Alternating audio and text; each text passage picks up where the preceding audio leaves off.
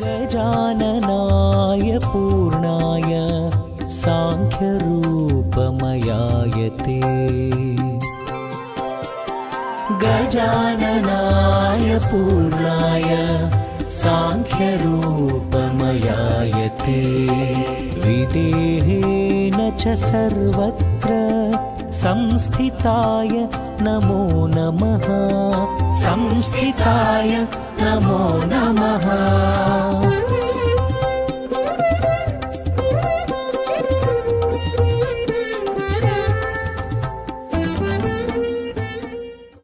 నమస్కారం, welcome to I dream ధర్మ మార్గం కార్యక్రమానికి స్వాగతం.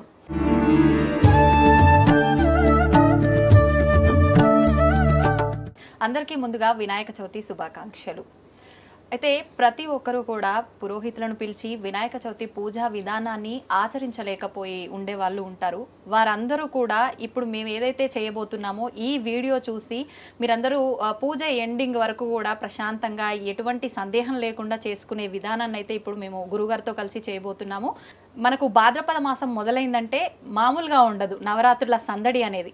నిజంగా కొంతమందికి సందేహం ఉంటుంది, నవరాత్రులు అనంటే 9 రాత్రులుగా కౌంట్ చేయాలా, డేస్గా కౌంట్ చేయాలా, ఎలా అని చెప్పి ఇంట్లో పెట్టే వాళ్ళకు కూడా రకరకాల సందేహాలు ఉంటాయి. ఎన్ని రోజులు ఉంచాలి, 1 రోజా 3 రోజుల, ఇలా రకరకాలుగా ఇలాంటి సందేహాలన్నింటినీ కూడా ఇప్పుడు గురుగారితో మాట్లాడి తెలుసుకుందాం. ఈ పూజా విధానాన్ని కూడా సింపుల్గా ఎలా చేసుకోవచ్చో చేసి చూపిద్దాం. నమస్కారం గురుగారు. శ్రీమాత్రే నమః. శ్రీ గురుభ్యో నమః. గురుగారు, మనకు భాద్రపద మాసం మొదలైపోయింది. వినాయక నవరాత్రుల పూజలు ప్రారంభమయ్యాయంటే ఈ 9 రోజులు కూడా మామూలు హడావిడి ఉత్సవంలా జరుపుకుంటాం మనందరం కూడా. అయితే ముఖ్యంగా చాలా మంది పురోహితులను పిలిచి చేసుకోలేని స్థితిలో ఉంటారు. వీలు అవ్వదు కూడా అన్ని చోట్ల పురోహితులు వెళ్ళాలంటే. మనం చేసే ఈ పూజా విధానం వాళ్ళు ఇంట్లో ఈ ఒక్క వీడియో పెట్టుకుంటే కంప్లీట్ పూజ ఎటువంటి సందేహం లేకుండా చేసుకునేటట్టుగా ఉండాలి. తప్పనిసరిగా అమ్మ, ఈ వీడియో చూసే వాళ్ళ అదృష్టం. అలాగే వినాయకుడి పూజ భాద్రపద శుద్ధ చవితి వినాయక చవితి రోజున ఏ విధంగా చేసుకోవాలి అనేది సంపూర్ణంగా మనం చేసి చూపిద్దాం. తప్పనిసరిగా ఈ వీడియో చూసి అందరూ ఇంట్లో చక్కగా ఏ రకమైనటువంటి అనుమానాలు లేకుండా చక్కగా పూజ చేసుకోవచ్చు. అమ్మా స్టార్ట్ చేద్దామా గురుగారు మరి? ఓం గణానాం త్వా గణపతిం హవామహే కవిం కవీనాముపమస్రవస్తమం జ్యేష్ఠరాజం బ్రహ్మణాం బ్రహ్మణస్పదాన శృణ్వన్ నోతిభిः సీదసాదనం ప్రణో దేవీ సరస్వతీ వాజేభిర్వాజనీవతి ధీనామవిత్రియవతు గురుబ్రహ్మా గురుర్విష్ణుః గురుర్దేవో మహేశ్వరः గురుః సాక్షాత్ పరబ్రహ్మ తస్మై శ్రీ గురవే నమః. శ్రీ గురుభ్యో నమః. హరి ఓం. ఏదైనా మనం పూజ ప్రారంభించే ముందుగా మన ఇంట్లో ఉండేటువంటి పెద్దలకు కానీ లేదా కనీసం వచ్చిన పురోహితులకు కానీ ఒక ఫలప్రదానం ఏదైతే మనం సంపూర్ణంగా స్వామివారికి కానీ అమ్మవారికి కానీ పూజ చేసిన తర్వాత వచ్చేటువంటి ఫలాన్ని ఆశిస్తూ మనం పూజ చేస్తూ ఉంటాము.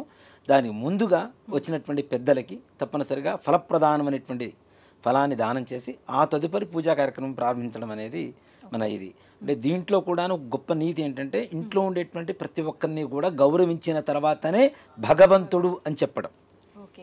ఇంట్లో ఉన్న తల్లిదండ్రులే మొట్టమొదటిగా మనకు దైవాలు, ఆ తదుపరే నిజమైనటువంటి మనం అనుకుంటున్నటువంటి గణపతి కావచ్చు, అమ్మవారు కావచ్చు, సత్యనారాయణ స్వామి వారు కావచ్చు, ఎవరైనా సరే.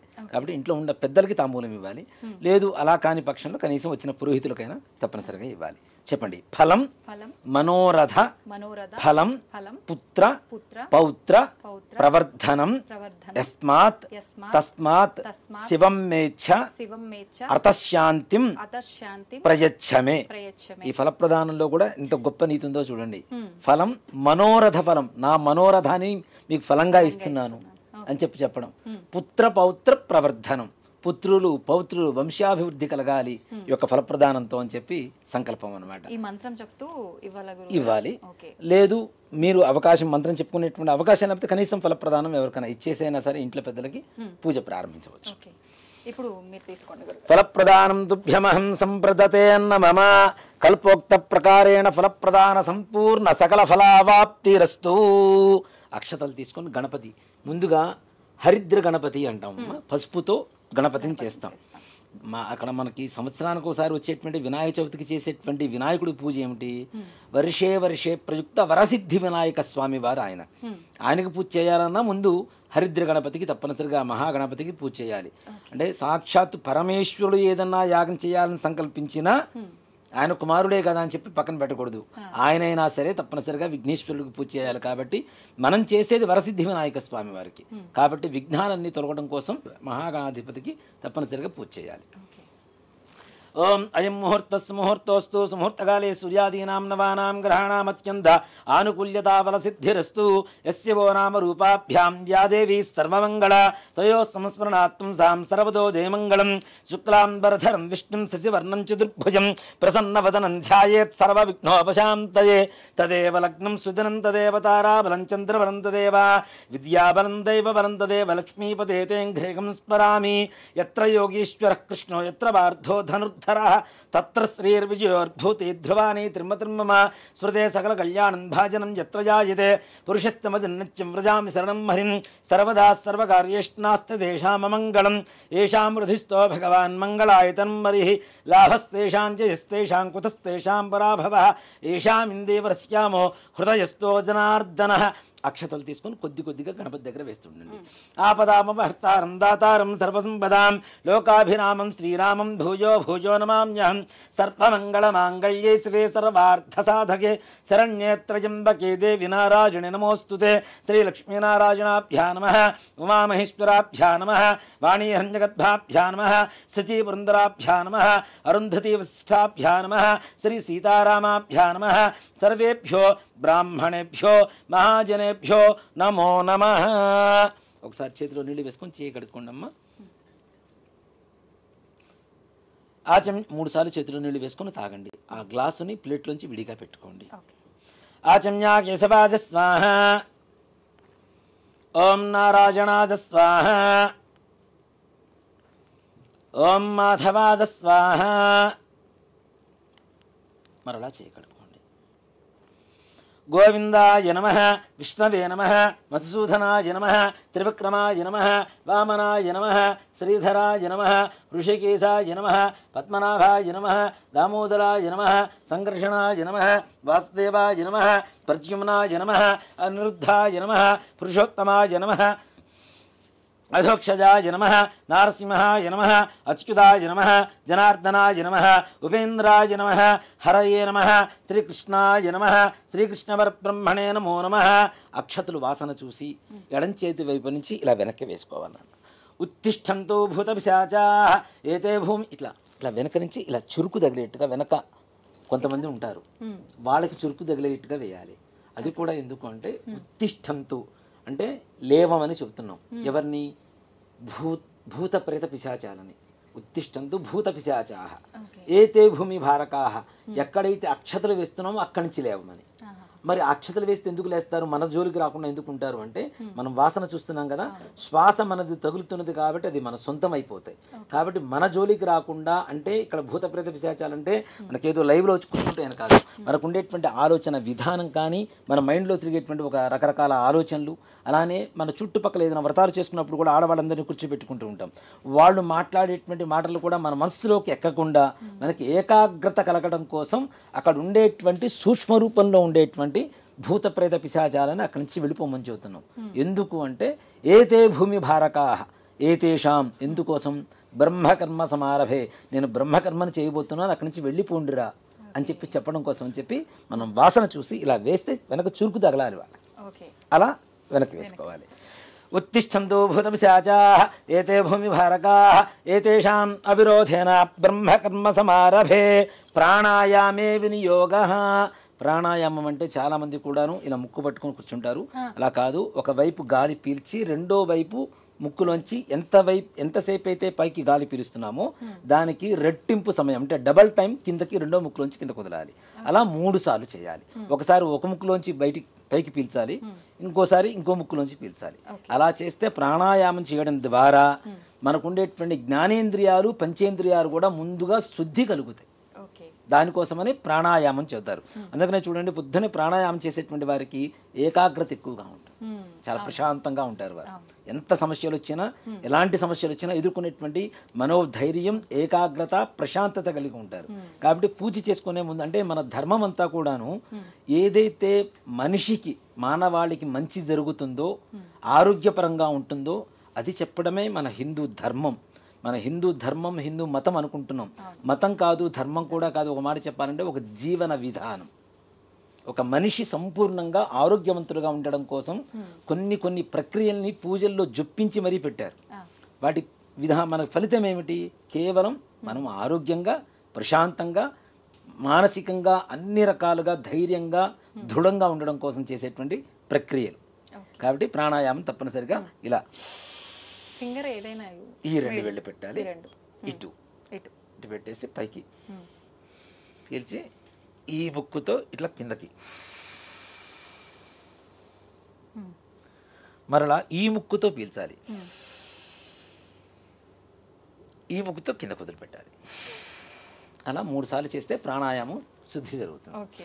అలా ప్రాణాయామం చేసిన తర్వాత ఓం భూ ఓం భువః ఓం శుభః ఓం మహః ఓం జనః ఓం తపః ఓం సత్యం ఓం తత్సవితుర్వరేణ్యం భర్గో దేవస్య ధీమహి ధియో యో నః ప్రచోదయాత్ ఓమాపో జ్యోతిరసమృతం బ్రహ్మభూర్భువస్సువరోం.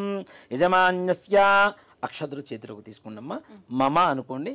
ఉపాత్తాదురుతక్షయ ద్వారా శ్రీ పరమేశ్వరముద్దిశ్య శ్రీ పరమేశ్వర ప్రీత్యర్థం శుభాభ్యాం శుభే శోభనే ముహూర్తే శ్రీ మహావిష్ణోరాజ్ఞేయ ప్రవర్తమానస్య అద్య బ్రహ్మణః ద్వితీయపరార్థే శ్వేతవరాహకల్పే వైవస్వతమన్వంతరే కలియుగే ప్రథమపాదే జంబూద్వీపే భరతవర్షే భరతఖండే మేరోః దక్షిణదిగ్భాగే శ్రీశైలస్య వాయువ్యప్రదేశే కృష్ణా గోదావర్యోర్మధ్యప్రదేశే సమస్తదేవతా బ్రాహ్మణ హరిహర గురుచరణ సన్నిధౌ అస్మిన్ వర్తమానేన వ్యవహారిక చాంద్రమానేన స్వస్య శ్రీ క్రోధినామ సంవత్సరే దక్షిణాయనే వర్ష ఋతు భాద్రపద మాసే శుక్లపక్షే చతుర్థ్యాయాం వాసరః వాసరస్తు స్థిరవాసరయుక్తాయాం శుభనక్షత్రే శుభయోగే శుభకరణ ఏవం గుణ విశేషణ విశిష్టాయాం శుభతిథౌ శ్రీమాన్ శ్రీమతః గోత్రం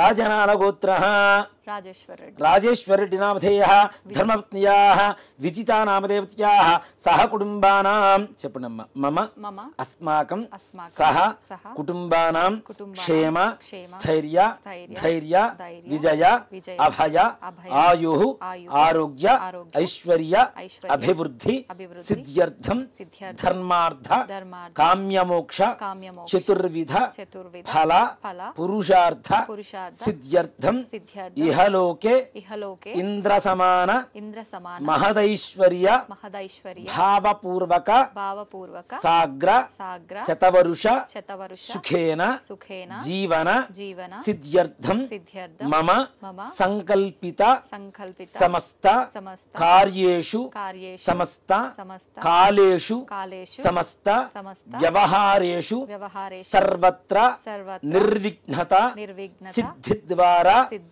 సర్వత్ర దిగ్విజయత ప్రాప్తి సిద్ధ్యర్థం వర్షే ప్రయుక్త శ్రీ వరసిద్ధి వినాయక స్వామి దేవత పరిపూర్ణ అనుగ్రహ ప్రసాద సిద్ధ్యర్థం వర్షే ప్రయుక్త శ్రీ వరసిద్ధి వినాయక స్వామి దేవత వ్రత ఆక్షం కర్మ కరిష్యే ఆదౌ నిర్విఘ్నేన పరిసమ అవాప్త్యర్థం శ్రీ మహాగణాధిపతి దేవత పూజాంచ కరిష్యే. చేతిలో నీళ్లు వేసుకొని నీళ్లు అక్షతులు ప్లేట్లు వదిలిపెట్టేసేయండి అమ్మా. ఇప్పుడు దీపారాధన వెలిగించండి. గురుగారు, దీపారాధన అంటే నాకు ఒక చిన్న డౌట్ వచ్చింది. అగ్గిపుల్లతో డైరెక్ట్ దీపారాధన చేయరాదు, అగరబత్తికి వెలిగించి అంటారు కదా, అసలు నిజమేనా? మనకి హారతి ఇచ్చేటువంటి ఏకహారతి ఉంటుంది కదా, ఇలా అన్నమాట.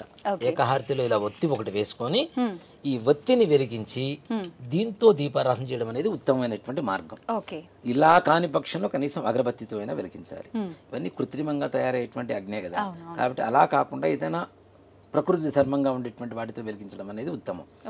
దీన్ని మోహిని దీపం అంటారు. మోహిని దీపం అంటారు. కాబట్టి దీనితో వెలిగించడం అనేది మంచిది. దానివల్ల ఇలాంటి దీపారాధన చేయడం వల్ల సకల ఆకర్షణ యోగం కూడా కలుగుతుందని చెప్పి శాస్త్రాలు చెప్తాం. కాబట్టి మోహిని అంటే మోహనం, మోహించడం అంటే ఆకర్షణ కదా, కాబట్టి మోహిని దీపం అంటారు. కాబట్టి అలా దీపారాధన చేయడం అనేది ఉత్తమం. ఇలా ఏకహారతి పెట్టుకున్నప్పుడు కూడా ఏకహారతి కూడా కొద్ది గంధం పెట్టి కుంకుమ బొట్టు పెట్టి వెలిగించి వాటితో దీపారాధన వెలిగించడం అనేది ఉత్తమమైనటువంటి మార్గం. అయితే గురుగారు ఇప్పుడు ఇట్లా ప్రత్యేకమైన పూజలప్పుడైనా నిత్య దీపారాధన కూడా అలా వెలిగించవచ్చు. ప్రతినిత్యం కూడా తప్పనిసరిగా ఇలానే దీపం వెలిగించాలి. ఓకే, ఇప్పుడు బొట్టు పెట్టేయమంటారా? గజాననాయ పూర్ణాయ సాంఖ్యరూపమయాయతే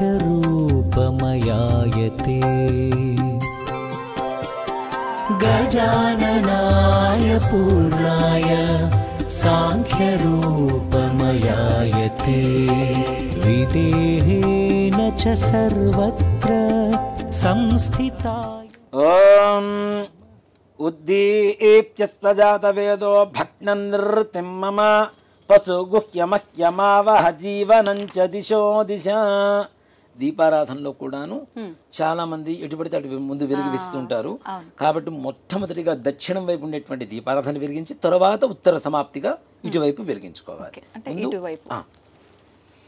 ఓం ఉద్దీప్త్యస్వజాత వేదో భగ్ననిర్తిం మమ పశుగుహ్యమహ్యమావహ జీవనంచ దిశో దిశ. సాజ్యం త్రివృత్య సంయుక్తం వన్నినా యోచితం ప్రియం గృహాణ మంగళం దీపం త్రైలోక్యం దివిరాపః భక్త్యా దీపం ప్రజత్యామి దేవాయ పరమాత్మనే త్రాహి మాన్నర్గాత్ ఘోర దివ్య జ్యోతిర్నమోస్తుతే. దీపరాజాయ విద్మహే స్వప్రకాశాయ ధీమహి తన్నో జ్యోతి ప్రచోదయాతు. దీపమూలే గంధపుష్ప అక్షతైః రభ్యత్యా.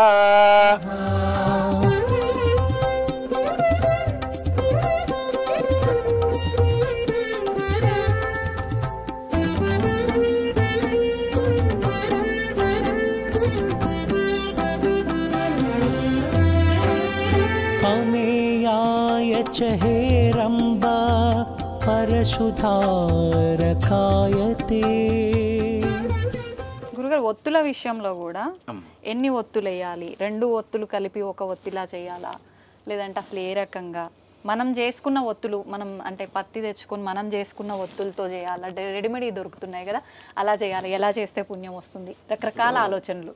పత్తి పంట ఇంట్లో పూర్వకాలంలో పత్తి చెట్లు ఉండేవి చక్కగా. దీంట్లో పత్తిలో కూడా 2 రకాలు ఉంటాయి, పమిడి పత్తి, మొహవుల పత్తి. పమిడి పత్తి అనేటువంటిది కార్తీక మాసంలో ఆ పత్తితో దీపారాధన చేయడం అనేది చాలా విశేషంగా ఉంటుంది. నిత్యం చేసుకునేటువంటి దీపారాధనకి మనం వాడేటువంటి దూది ఎలా ఉండాలి? మనం పంట పొలాల దగ్గర నుంచి తెచ్చుకోవాలి, లేదు మన ఇంట్లో ఉండే వాటితో తెచ్చుకోవాలి. ఇప్పుడు అలాంటి అవకాశం ఉందా? లేదు. కాబట్టి కనీసం కృత్రిమంగా దొరుకుతున్నటువంటి వాటితో అయినా సరే మనం సదుబాటు చేసుకోవచ్చు. కనీసం అంటే 2 ఒత్తులు వేసి చేయాలి. అది కూడాను ఒక్కొక్క జ్యోతిలో 3 ఒత్తులు ఉండాలి. 3 ఒత్తులు అంటే ఇప్పుడు దీంట్లో 3 సాధ్యం త్రివర్తి సంయుక్తం. శ్లోకంలోనే మనకి స్పష్టంగా చెప్తున్నారు ఎలా దీపారాధన చేయాలి అనేటువంటిది. 3 అంటే 3, 3 అంటే ఇంగ్లీష్ కాదు, త్రీణి అనేటువంటిది సంస్కృత పదం. త్రీణి అనేటువంటిది వర్తి, ఒత్తులు 3 ఒత్తులు వేసి దీపారాధన చేయమని శాస్త్రం చెబుతుంది.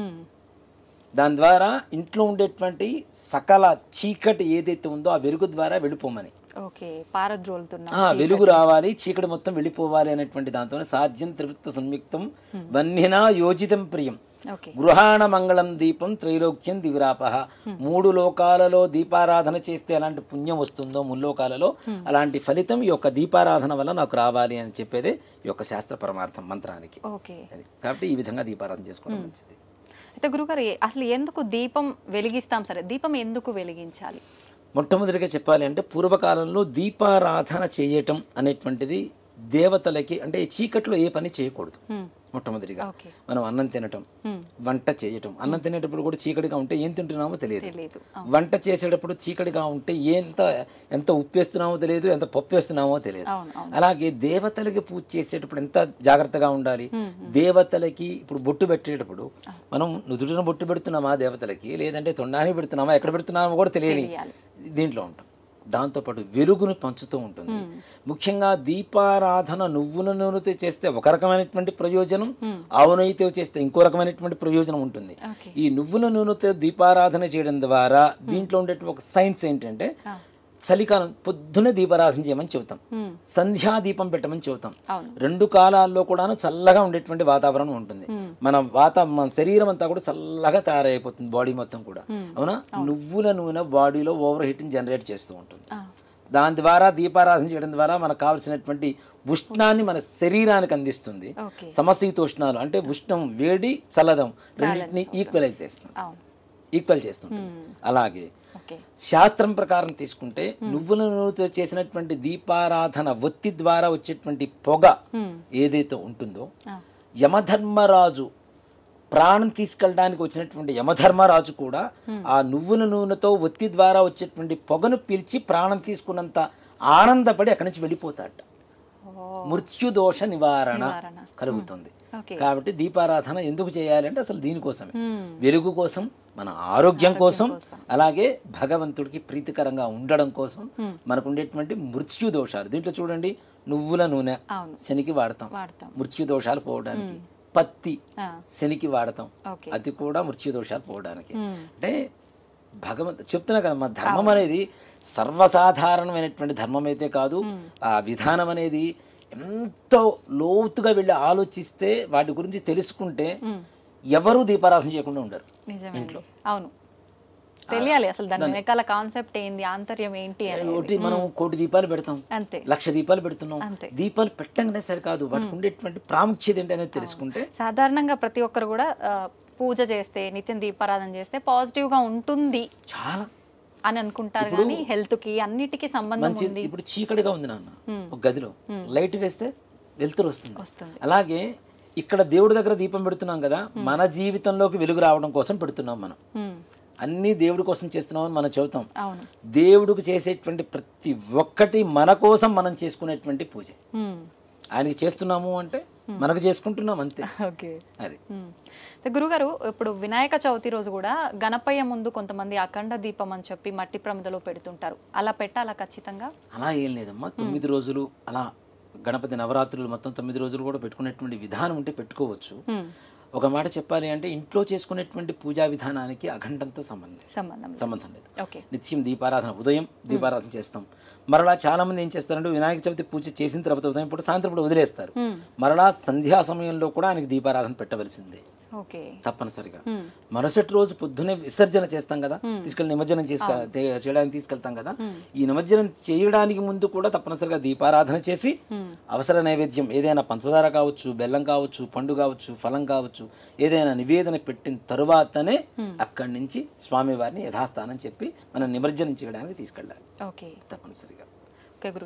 నెక్స్ట్ పూజా విధానం తప్పనిసరిగా. దీపరాజాయ విద్మహే స్వప్రకాశాయ ధీమహి తన్నో జ్యోతి ప్రచోదయాదు. దీపమూలే గంధ పుష్ప అక్షతైరభ్యర్చ్య. మనం ముందుగానే దీపారాధనకి బొట్టు పెట్టాం కాబట్టి ఎవరైనా అవకాశం ఉన్నవాళ్ళు ముందుగా పెట్టుకోవచ్చు. లేదు కనీసం దీపారాధన చేసిన తర్వాత అయినా సరే కుంకుమ గంధం తప్పనిసరిగా దీపారాధన 3 చోట్ల బొట్టు పెట్టడం అనేది సంప్రదాయంగా చేయాలి అమ్మా. కలశారాధనం కరిష్యే. ఈ 2వ చెంబు ఒకటి తీసుకోవాలి. ఇందాక మనం ఆచమనం చేసినటువంటి పంచపాత్ర ఏదైతే ఉందో అది ఎంగిలిపోయింది కదా, మనం నీళ్లు తీసుకొని తాగేసాం కదా, కాబట్టి అవి ఎంగిలిపోయింది. దేవుడికి చేసేటువంటి పూజలో వాడేటువంటి నీళ్లు ఎలా ఉండాలంటే, వేరే కలశంలో ఒక చెంబులో కానీ గ్లాసులో కానీ తప్పనిసరిగా నీళ్లు తీసుకొని దానికి చుట్టూ గంధం పూసి కుంకుమతో బొట్టు పెట్టండి. కలశస్థముఖే విష్ణు కంఠే రుద్రస్తమాశ్రితః మూలే తత్రశ్రితో బ్రహ్మ మధ్యే మాతృగణాస్పృతా కుక్షౌతు సాగరా సర్వే సప్తద్వీపావసుంధర ఋగ్వేదోధ యజుర్వేదస్సామవేదోహ్యధర్వణః అంగై సహితా సర్వే కలశాం సమాశ్రితాః. ఈ తమలపాకున్నాను ఇలా తీసుకొని ఇలా పోల్చి పట్టుకోవాలి. ఓకే. ఓం ఆ కలసే శుధావతి పవిత్రే పరిషిచ్యతే ఉక్తేర్యజ్ఞేషు వర్ధతే ఆపో వాయుదకం సర్వం విశ్వాభూతాన్యాప ప్రాణావాప పతివ ఆపోన్నమాపోమృతమాప సంద్రాడాపో విరాళాపస్పరాళాపశ్చిందాగుష్యాపో జ్యోతిగుష్యాపో యుజగుష్యాప సత్యమాప సర్వా దేవత ఆపో భూవస్తువరాపవోం. తౌనుబాకుని ఆ చెంబులు వేసి చుట్టూ తిప్పుతూ ఉండండి. గంగే జమునే కృష్ణ గోదావరి సరస్వతి నర్మదే సింధు కావేరీ జలేస్మిన్ సన్నిధిం కురు కావేరీ తుంగభద్రా చ కృష్ణ విన్యాస గౌతమి భాగీరథీ చ విఖ్యాత పంచగంగా ప్రకీర్తితా. అంటే ఆ కలశం మనం పెట్టిన తర్వాత కలశంలో ఎవరెవరు ఉన్నారు అంటే కలశస్య ముఖే విష్ణు కంఠే రుద్ర సమాశ్రిత మూలే తత్రశ్రుతో బ్రహ్మ విష్ణు మహేశ్వరులు ఉన్నారు. మధ్య మాతృగణాస్మృత మధ్యలో గణపతి కూడా ఉంటారట ఆ కలశంలో. అలాంటి కలశంలో నీళ్లు పోసాం కదా అవి పవిత్రంగా అవుతున్నాయి. ఎలా అవుతున్నాయి? పంచగంగలు గంగే యమునే చేవ గోదావరి సరస్వతి నర్మదే సింధు కావేరి జలేస్మిన్ సన్నిధిం కురు. ఈ పంచగంగలు అంటాం. ఈ 5 గంగలు కూడా దాంట్లో ఉన్నట్టుగా భావన చేసుకుంటే ఆ నీళ్లు అత్యంత పవిత్రంగా మారుతాయి. కాబట్టి ఆ కలశంలో విష్ణుమూర్తిని బ్రహ్మని ఈశ్వరుని గణపతిని ఉన్నారు కాబట్టి వాళ్ళకి ఇందాక మనం ఇట్లా చేపెట్టాం కదా ప్రాణప్రతిష్ఠ చేసినట్టు. చేసిన తర్వాత దాంట్లో ఎలాంటి నీళ్లు పోయారు అంటే పంచగంగల నుంచి తీసుకొచ్చినటువంటి నీళ్లను వాడాలని. మనం తీసుకురాలేం కాబట్టి ఏదైతే మంత్రంతో శుద్ధి జరుగుతుందో అవే పంచగంగలుగా మారుతూ ఉంటాయి.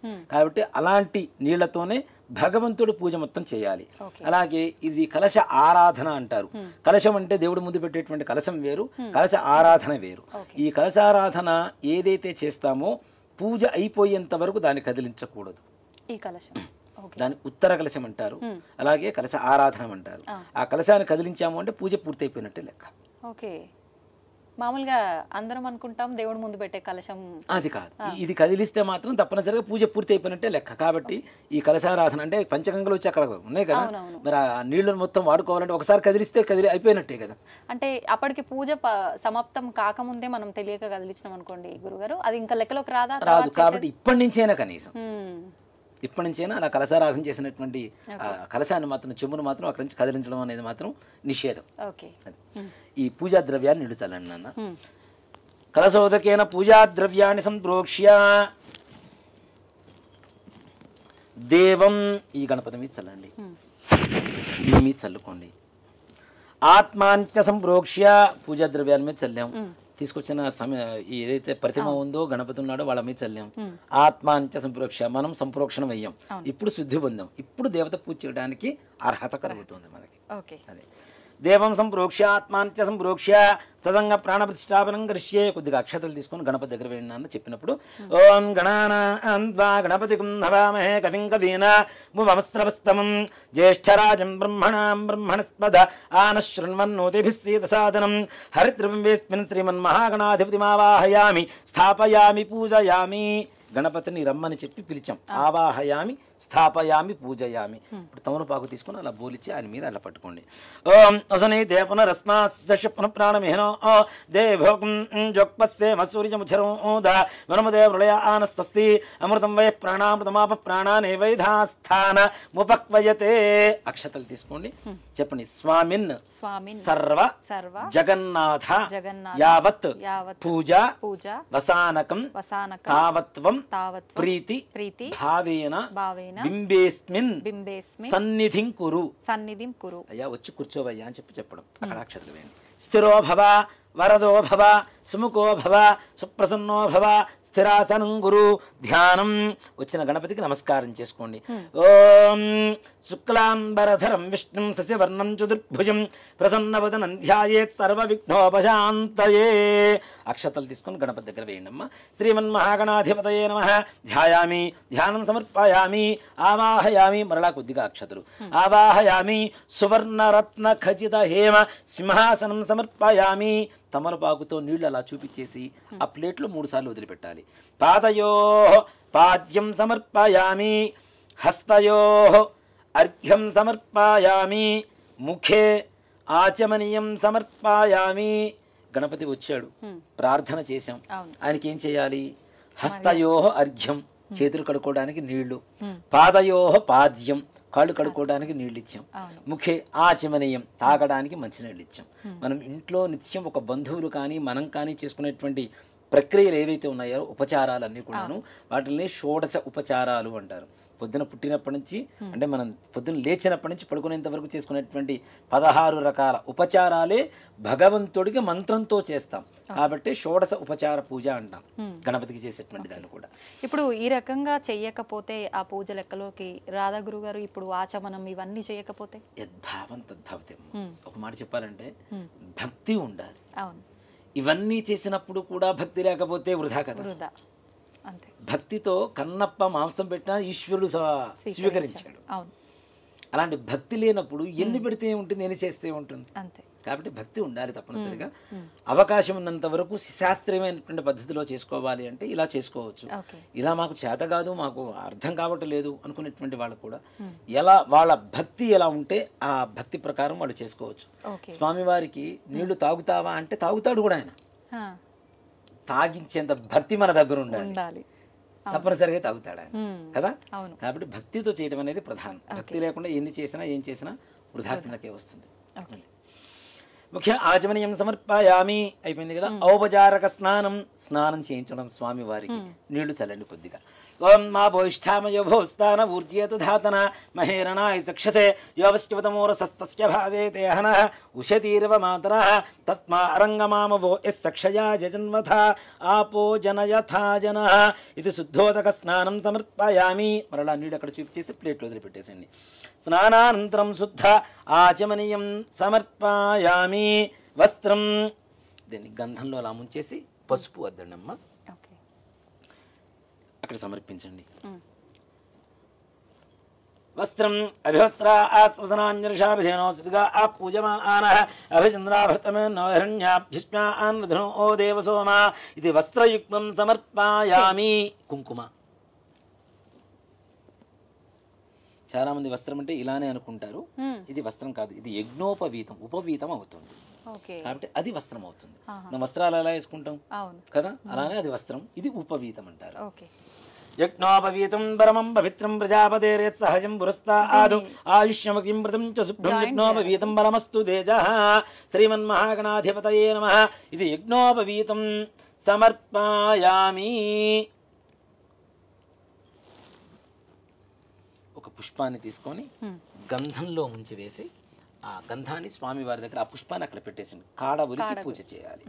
ఓం గంధద్వారాందురాధిష్టాం నిత్యమిష్టాంగరీషిణీం ఈశ్వరీకం సర్వభూతానాం త్వామిహ భక్వయే స్త్రియం శ్రీగంధాన్ ధారయామి. మరలా పసుపులో అద్దేసి గంధంలో అద్దేసి పసుపు కుంకుమ అద్దండి. ఆజనేతే పరాజనే దుర్వా ఆరోహంతు పుష్పణీ హృదాశ్చ ముండరీకాణి సముద్రస్య గృహాయమే అలంకరణార్థం హరిద్రికాచూర్ణ కుంకుమ విలేపనాని సమర్పయామి. పుష్పై పూజయామి. ముఖ్యంగా గణపతికి పూజ చేసేటప్పుడు తెల్లటి పుష్పాలు ఏవి వాడకూడదు. ఒక తెల్ల జిల్లేడు, మరలా మల్లెపూలు వాడతాం కదా, అంటే వినాయక చవితి రోజున మాత్రమే మల్లెపూలు వాడాలి. కానీ మిగిలిన రోజుల్లో తెల్లటి పుష్పాలు ఏదైనా వాడాలి అంటే తెల్ల జిల్లేడు మాత్రమే వాడాలి. మిగిలినవన్నీ కూడా వేరే రంగు, పసుపు కానీ ఎరుపు కానీ ఇలాంటి వర్ణాలతో స్వామివారికి పూజ చేయడం అనేది విశేషం. ఇలా ఈ పుష్పాలు తీసుకొని పూజ చేస్తూ ఉండండి. ఓం సుముఖాయ నమః. ఓం ఏకదంతాయ నమః. ఓం కపిలాయ నమః. ఓం గజకర్ణకాయ నమః. ఓం లంబోదరాయ నమః. ఓం వికటాయ నమః. ఓం విఘ్ననాజాయ నమః. ఓం ధూమకేతవే నమః. ఓం గణాధిపాయ నమః. ఓం గణాధ్యక్షాయ నమః. ఓం గజాననాయ నమః. ఓం ఫాలచంద్రాయ నమః. ఓం వక్రతుండాయ నమః. ఓం శూర్పకర్ణాయ నమః. ఓం హేరంబాయ నమః. ఓం స్కందపూర్వజాయ నమః. ఓం సర్వసిద్ధిప్రదాయకాయ నమః. కుమారగురవే నమః. శ్రీమన్మహాగణాధిపతయే నమః. నానావిధ పరిమళ పత్ర పుష్ప అక్షతాని సమర్పయామి. 2 అక్షతలు కూడా సమర్పించండి. ధూపం మ్యాచ్ బాక్స్ తీసుకోండి.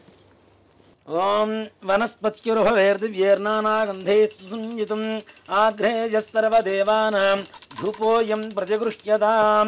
శ్రీమన్మహాగణాధిపతయే నమః. ధూపమాఘ్రాపయామి. సాధ్యం త్రివర్తి సంయుక్తం వన్నినా యోచితం ప్రియం గృహాణమంగళం దీపం త్రైలోక్యం దివిరాపః భక్త్యా దీపం ప్రేత్యామి దేవాయ పరమాత్మనే త్రాహి మాన్ నరకాత్ ఘోర దివ్య జ్యోతిర్నమోస్తుతే. 2 నక్షత్రాలు దీపారాధన దగ్గర వేసి నమస్కారం చేసుకోండి. శ్రీమన్మహాగణాధిపతయే నమః. సాక్షాత్ ప్రత్యక్ష దీపం దర్శయామి. ధూపదీపానంతరం కొద్దిగా నీళ్ళు అక్కడ చూపించేసి ప్లేట్ వదిలిపెట్టేసాను నన్ను తమలపాకు. ధూపదీపానంతరం శుద్ధ ఆచమనీయం సమర్పయామి. నైవేద్యం ఓం భూర్భువస్సువః. కొద్దిగా నీళ్లు చల్లనమ్మ ఈ అరటిపండు మీద. ఈ అరటిపండు లేదంటే బెల్లం పెట్టుకుంటే ఇంకా మంచిది. గణపతికి చాలా ప్రీతికరం కాబట్టి గణపతికి బెల్లం నివేదన, గుడ నివేదన అనేది చాలా ప్రీతికరం. ఏదైనా మనోభీష్టం నెరవేరాలి అంటే గణపతికి బెల్లం సమర్పిస్తే నెరవేరుతుందట. కాబట్టి బెల్లం నివేదన పెట్టవచ్చు. అలా దొరకని పక్షంలో ఏదైనా పండు కానీ ఫలం కానీ ఏదైనా సరే.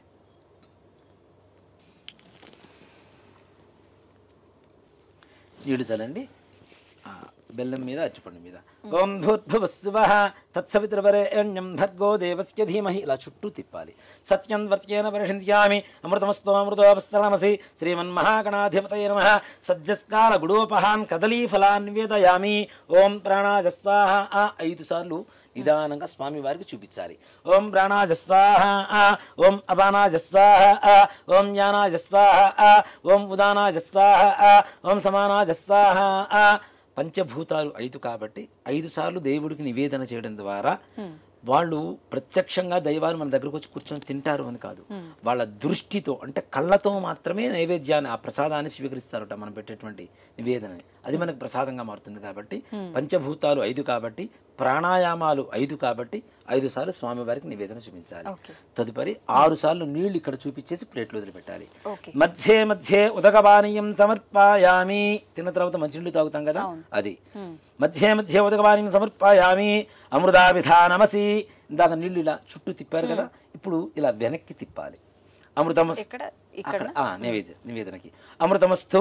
మరలా నీళ్లు చూపించేసి అక్కడ వదిలిపెట్టాలి. అమృతమస్తు. అమృతోపస్థరణమసి. హస్తౌ ప్రక్షాళయామి. చేయగడుకుంటాం కదా అలా. పాదౌ ప్రక్షాళయామి. తిన్న తర్వాత చేయగడుకుంటాం, కాళ్ళు కడుక్కుంటాం. అలానే పాదౌ ప్రక్షాళయామి. అన్ని తిన్న తర్వాత కొద్దిగా మంచినీళ్ళు తాగుతాం. శుద్ధ ఆచమనీయం సమర్పయామి. తాంబూలం. తిన్న తర్వాత ఏం చేస్తాం? తాంబూలం తింటాం కదా, ఇది కూడా అంతే స్వామి వారికి. ఇలా తాంబూలం పెట్టేసి అలా స్వామి వారికి చూపించేసి అటు పక్కన పెట్టేసేయండి. పూగీవలైస్తగత్పూరేర్నాగవల్లీధళైరుచితం ముక్తాచూర్ణ సమాయుక్తం తాంబూలం ప్రతిగృహ్యతాం. తాంబూలం సమర్పయామి. తాంబూల ఆచరణానంతరం మరలా కొద్దిగా నీళ్ళు అక్కడ చూపించేసి వదిలిపెట్టాలి. తాంబూల ఆచరణానంతరం శుద్ధ ఆచమనీయం సమర్పయామి. కర్పూర ఆనందమంగళ నీరాజనం. తాంబూలం సమర్పయామి. తాంబూలాచరణానంతరం శుద్ధ ఆచమనీయం సమర్పయామి. కర్పూర ఆనందమంగళ నీరాజనం.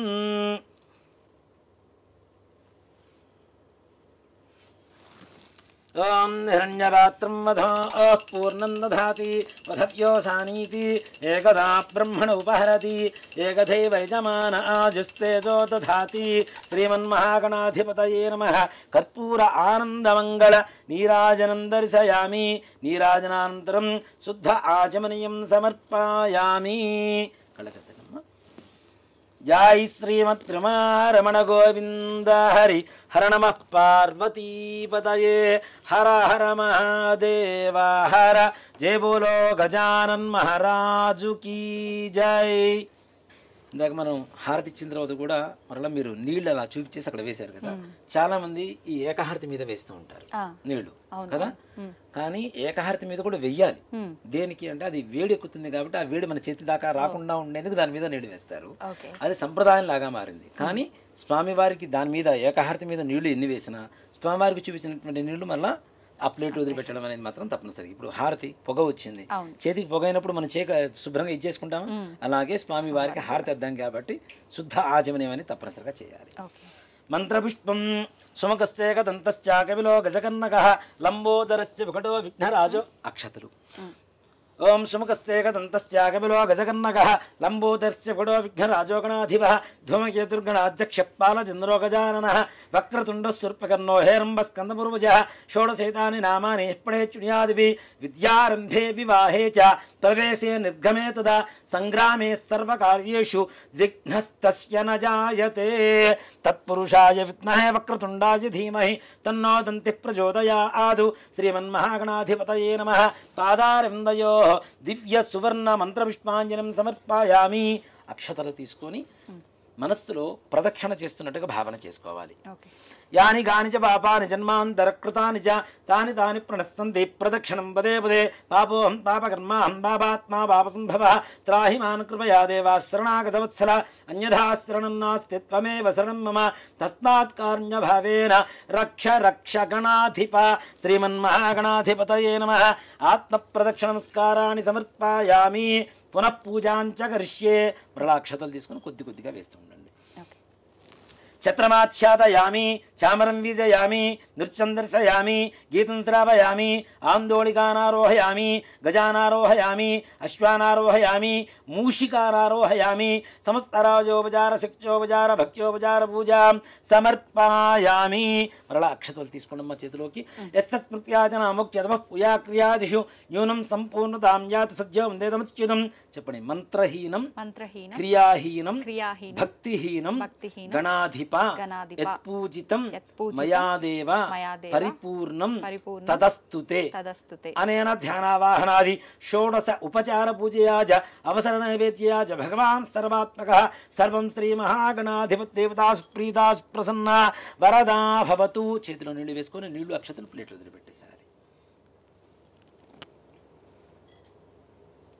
ఇక్కడ భక్తులకి చేసుకునేటువంటి వాళ్ళందరికీ ఎంత ఎగ్జంక్షన్స్ ఇచ్చారు అంటే మంత్రహీనం క్రియాహీనం భక్తిహీనం ఇలాంటివి ఏదైనా లోపించి ఉన్నా క్షమించి నువ్వు ఇవ్వవలసినటువంటి పరిపూర్ణమైనటువంటి అనుగ్రహాన్ని ఇవ్వమని అని చెప్పి ఈ మంత్రానికి అర్థం అనమాట.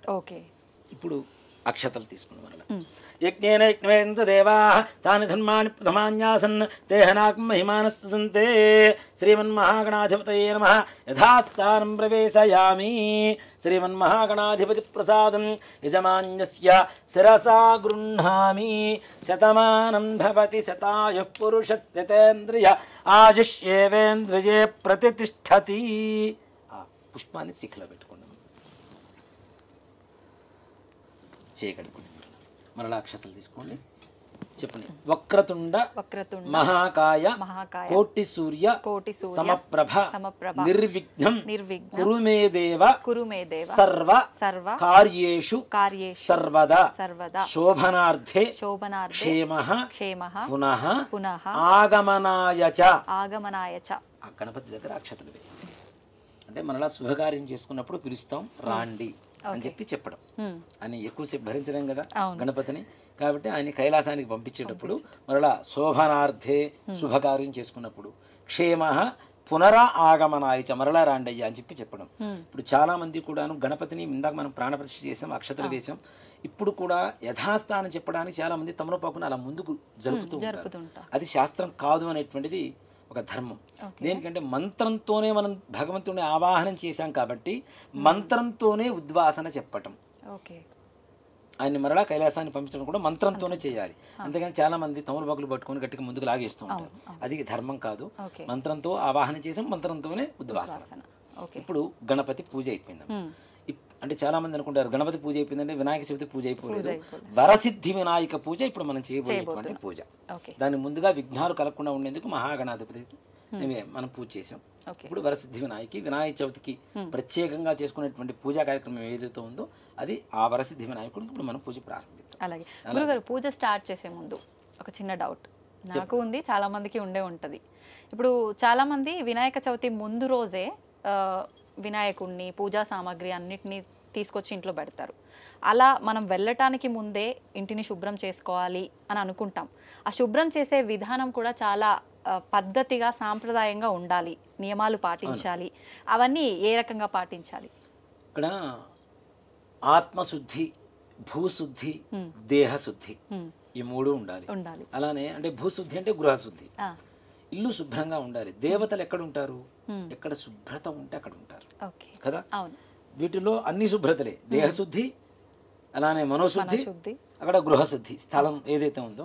అందుకని మనం ఇందాక పూజ జరిగేటప్పుడు కూడా పూజా ద్రవ్యాన్ని సంప్రోక్ష, దేవం సంప్రోక్ష, ఆత్మాంచ సంప్రోక్ష, మనం అందరూ కూడా సంప్రోక్షణ కావాలి అనేటువంటిదే ఆ మంత్రానికి అర్థం కదా. కాబట్టి తప్పనిసరిగా ఇల్లు శుభ్రపరచుకోవడం అనేది ముందు రోజు చేసుకోవచ్చు, దాంట్లో ఏమాత్రం కూడా తప్పలేదు. అలాగే ఎక్కడైతే మనం భగవంతుడిని ప్రాణప్రతిష్ఠ చేసుకొని పూజ చేసుకోవాలి అనుకుంటామో, అది పూజా గది కావచ్చు, పూజా గదిలో పక్కన ఇంకో, ఇప్పుడు వినాయక చవితికి పూజా గదిలో పట్టడం కష్టం కాబట్టి ఈ పత్రి ఇవన్నీ పెడుతూ ఉంటాం. ఇవన్నీ పట్టడం కూడా కష్టం అవుతుంది కాబట్టి ఈ పూజా గదికి బయట వైపు కూడా మనం కొంతమంది పూజ ఏర్పాటు చేసుకుంటూ ఉంటాం. అలాంటి సమయంలో తప్పనిసరిగా గోమూత్రం చల్లడం అనేది శుద్ధి. ఓకే, అంత శుభ్రం చేసినా సరే గోమూత్రం చల్లాలి తప్పనిసరిగా. గోమూత్రం దొరకలేదు, కనీసం పసుపు నీళ్ళలో కొద్దిగా పసుపు కలుపుకొని ఇల్లంతా చల్లుకోవడం. అలాగే ఆవు పేడ మనకు దొరికితే చక్కగా తీసుకొని పూజా గృహం ఏదైతే మనం పూజ చేస్తూ ఉంటామో ఆ స్థలంలో చక్కగా అలికి ముగ్గులు పెట్టడం అనేది చాలా మంచిది. దేనికంటే మనం గోవు ఉన్నంత స్వచ్ఛంగా ప్రపంచంలో మరో జంతువు లేదు అనేటువంటిది మన నమ్మకం. అవునా? కార్బన్ డైఆక్సైడ్ తీసుకుని ఆక్సిజన్ బయటికి ఇవ్వగలిగినటువంటి ఏకైక ప్రాణి ప్రపంచంలో ఏదైనా ఉంది అంటే అది గోవు మాత్రమే, ఇంకా రెండోది లేదు. అంత పరమ పవిత్రమైనటువంటి గోవు నుంచి వచ్చేటువంటి 5 ఉంటాయి పంచగవ్యాలు అని చెప్పి అంతకుముందు కూడా మనం కొన్ని విషయాలు చెప్పుకొని ఉన్నాం. ఈ పంచగవ్యాల్లో పవిత్రమైనటువంటిది గోమూత్రం, గోమయం కూడా ఉంటుంది. కాబట్టి ఆ గోమయాన్ని చక్కగా తెచ్చుకొని ఇంట్లో అలికి ముగ్గులు పెట్టుకోవడం అనేది. అలాగే మనం విగ్రహం తెచ్చుకోవడానికి సామాగ్రి తెచ్చుకోవడానికి కూడా స్నానం చేయకుండా పోయి విగ్రహాలు సామాగ్రి అవన్నీ తీసుకొచ్చి మనం నీళ్లు చల్లేస్తాం, శుభ్రమైపోతున్నాయి అంటే ఓకే, అమ్మే వాళ్ళ పరిస్థితి వేరు, వాళ్ళ వృత్తి అది. కాబట్టి వాళ్ళు ఎలా ఉన్నారు ఏంటనేది తీసి పక్కన పెడదాం.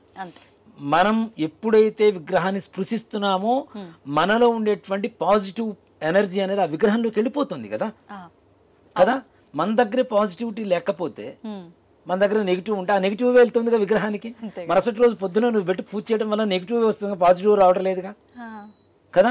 కాబట్టి ముందుగానే శుభ్రంగా మనం ఉండాలి, మన గృహం శుభ్రంగా ఉండాలి, మన మనస్సు శుభ్రంగా ఉండాలి. ఇలా ఉండి విగ్రహం తెచ్చుకోవడం అనేది ఉత్తమం. అసలు ఇవేవి కాదు. ఒక మాట చెప్పాలి అంటే పూర్వకాలంలో, ఇప్పుడంటే విగ్రహాలు తయారు చేసి అమ్ముతున్నారు. గణపతి అసలు ఉండడం అనేది మట్టి స్వరూపంలో ఉంటాడు. ఎవరికి ఏ వస్తువుతో, వెండి, బంగారం, రాగి, కంచు, ఇత్తడి ఇలాంటి ద్రవ్యాలతో విగ్రహాలు తయారు చేయించుకోలేకపోయినా సర్వసాధారణంగా అందరికీ తొందరగా దొరికేటువంటిది మట్టి. అది లేదు అని చెప్పడానికి ఎవరికి సమస్య లేదు కదా. అసలు ఎక్కడ చెప్పడానికి అవకాశం లేదని చెప్పడానికి. కాబట్టి నది ఒడ్డున కానీ, చెరువు ఒడ్డున కానీ, లేదా పుట్ట దగ్గర కానీ ఉండేటువంటి మట్టి ఏదైతే ఉంటుందో బంక మట్టి అంటారు, దాన్ని బాగా జిగురుగా ఉంటుంది. దాన్ని తీసుకొని వచ్చి చక్కగా విగ్రహం ఇంట్లో తయారు చేసుకుంటే ఇంకా గణపతి సంతోషిస్తాడు. స్వయంగా మన చేతులతో తయారు చేసుకుంటే ఓం గం గణపతయే నమః అనేటువంటి మంత్రం చదువుకుంటూ నిజంగా ఏమీ చేయటం చేత కానీ పిల్లలకు కూడా గణపతి మంత్రాన్ని చదువుతూ చక్కగా చేయగలిగితే తప్పనిసరిగా ఆయన రూపం వచ్చేస్తుంది. అలాగే ఇలా కూడా కాదు, గణపతి ఉపనిషత్తు అని ఉంటుంది. గణపతి ఎలా పుట్టాడు, ఏ వర్ణంలో ఉంటాడు అనేటువంటిది ఆ యొక్క అధర్వణ వేదంలో గణపతి గురించి చెప్పబడినటువంటి ఉపనిషత్తు ఉంటుంది. అధర్వణ శీర్ష గణపతి ఉపనిషత్తు అని, అది ఆడియోలు దొరుకుతుంది మనకు చక్కగా. అది వింటూ గణపతిని తయారు చేసుకోవచ్చు. అంటే పృథ్వీ తత్వం ఏదైతే నేల ఉంటుందో, పృథ్వీ పంచభూతాలు ఉన్నాయి కదా, పృథ్వీ అంటే ఏంటి? నేల, భూమి. భూమి తత్వమే గణపతి తత్వం. జననాన్ని ఇచ్చేటువంటి తత్వం, తనలో కలుపుకునేటువంటి తత్వం. ఒక మట్టి తీసుకొచ్చి చిన్న గిన్నెలో పెట్టేసి ఒక విత్తనం వేస్తే మొలకొస్తుంది. అలాగే ఒక చనిపోయినటువంటి వ్యక్తిని తీసుకెళ్లి భూమిలో పాతి పెడితే కలిసిపోతుంది. తనలో కలుపుకుంటాడు, మనకి కావాల్సింది ఇస్తాడు. ఆ తత్వమే గణపతి తత్వం. అందుకనే భూమి మీద దొరికేటువంటి మట్టితోనే వినాయకుడు విగ్రహాలు తయారు చేయండి రా అని చెప్పేది. కాబట్టి గణపతికి ఇంకోటి కూడా ఏంటండి, మనం అందరం నివసించేది అక్కడ భూమి మీద కదా. మూలాధారే స్థితోసి నిత్యం అని గణపతి మంత్రంలో ఉపనిషత్తులో వస్తుంది. మూలాధార చక్రానికి అధిపతి గణపతి. మూలాధారం మనకేమిటి? భూమే కదా ఆధారం. కాబట్టి అలాంటి పృథ్వీతత్వంతో ఉండేటువంటి మట్టితో గణపతిని తయారు చేస్తే, ఆ గణపతిని తయారు చేసిన తర్వాత మరలా నీళ్లలో వేస్తూ ఉంటే మనకి ఆరోగ్యం లభిస్తూ ఉంటుంది. దాంతోపాటుగా మనకి పత్రి పూజ చేస్తూ ఉంటాం. 21 రకాలు, 21 పత్రాన్ని పూజయామి అని చెప్పి చెబుతూ ఉంటాం. 21 అంటే 21 పత్రి. అసలు వినాయక చవితి పూజ ఎందుకు చెయ్యాలి అనేటువంటి ఒక ఆలోచనకి వస్తే, కేవలం వర్షాకాలంలో భాద్రపద శుద్ధ చవితి రోజున మాత్రమే మనం గణపతికి ఎక్కువగా ఈ పత్రితో పూజ చేస్తూ ఉంటాం. అవును. అవునా? అవును. వర్షాకాలంలో ఏమొస్తాయి జనాలందరికీ? ఇన్ఫెక్షన్స్ ఎక్కువ వస్తాయి. అవును, వ్యాధుల బారిన పడుతుంటాం. జ్వరాలు, జలుబులు, తుమ్ములు, దగ్గులు ఇవన్నీ వస్తుంటాయి. గణపతికి పూజ చేసేటువంటి ఏకవింశతి పత్రంలో ప్రతి ఒక్క దాంట్లో ఔషధీ గుణాలు ఉంటాయి. వ్యాధి నిరోధక శక్తిని కలిగజేసినటువంటి శక్తి ఉన్నటువంటి పత్రి మాత్రమే గణపతికి పూజ చేస్తున్నాం. ఓకే. అవునా? ఈ పత్రి పూజ చేయడం ద్వారా ఏమవుతుంది? పత్రి పూజ చేసి విగ్రహాన్ని పత్రిని తీసుకెళ్ళి ఏం చేస్తాం మనం? నీళ్ళల్లో నిమజ్జనం చేస్తాం. ఇది నదుల్లో, సముద్రాల్లో, సముద్రంలో కూడా నీళ్లు తాగం మనం. నదుల్లో, చెరువుల్లో, బావి, ఇంట్లో ఉండేటువంటి బావి ఇప్పుడు లేవు. ఇవేవి మనకి దగ్గరలో లేవు. ఉన్న చెరువుల్ని పాడు చేసుకున్నాం, ఉన్న నదుల్ని కూడా తొందరగా పాడు చేసుకుంటున్నాం.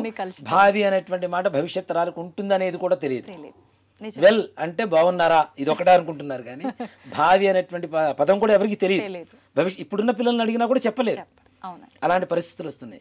ఇవన్నీ కూడా తీసుకుని వెళ్ళి దాంట్లో వేయడం ద్వారా ఇప్పుడు వర్షాకాలంలో కొత్త నీరు పాత నీరుతో చేరుతుంది. ఇన్ఫెక్షన్స్ పెరుగుతూ ఉంటాయి, రోగాలు పెరుగుతూ ఉంటాయి.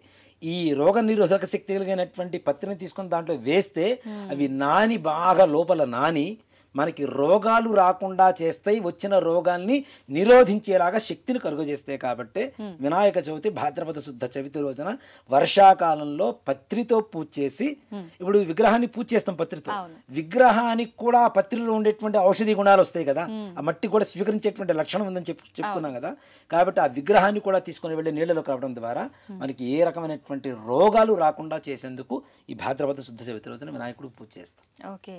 మనం మన ధర్మం ప్రకారం పూజ, దాంతో సైంటిఫిక్ గా మన ఆరోగ్యానికి సంబంధించి చాలా గొప్ప సైన్స్ మాట చెప్పాలంటే, అంటే సైన్స్ కూడా అందనటువంటి సైన్స్. నిజమే అండి. అంత ఔషధి గుణాలు ఉంటాయి వాటిల్లో.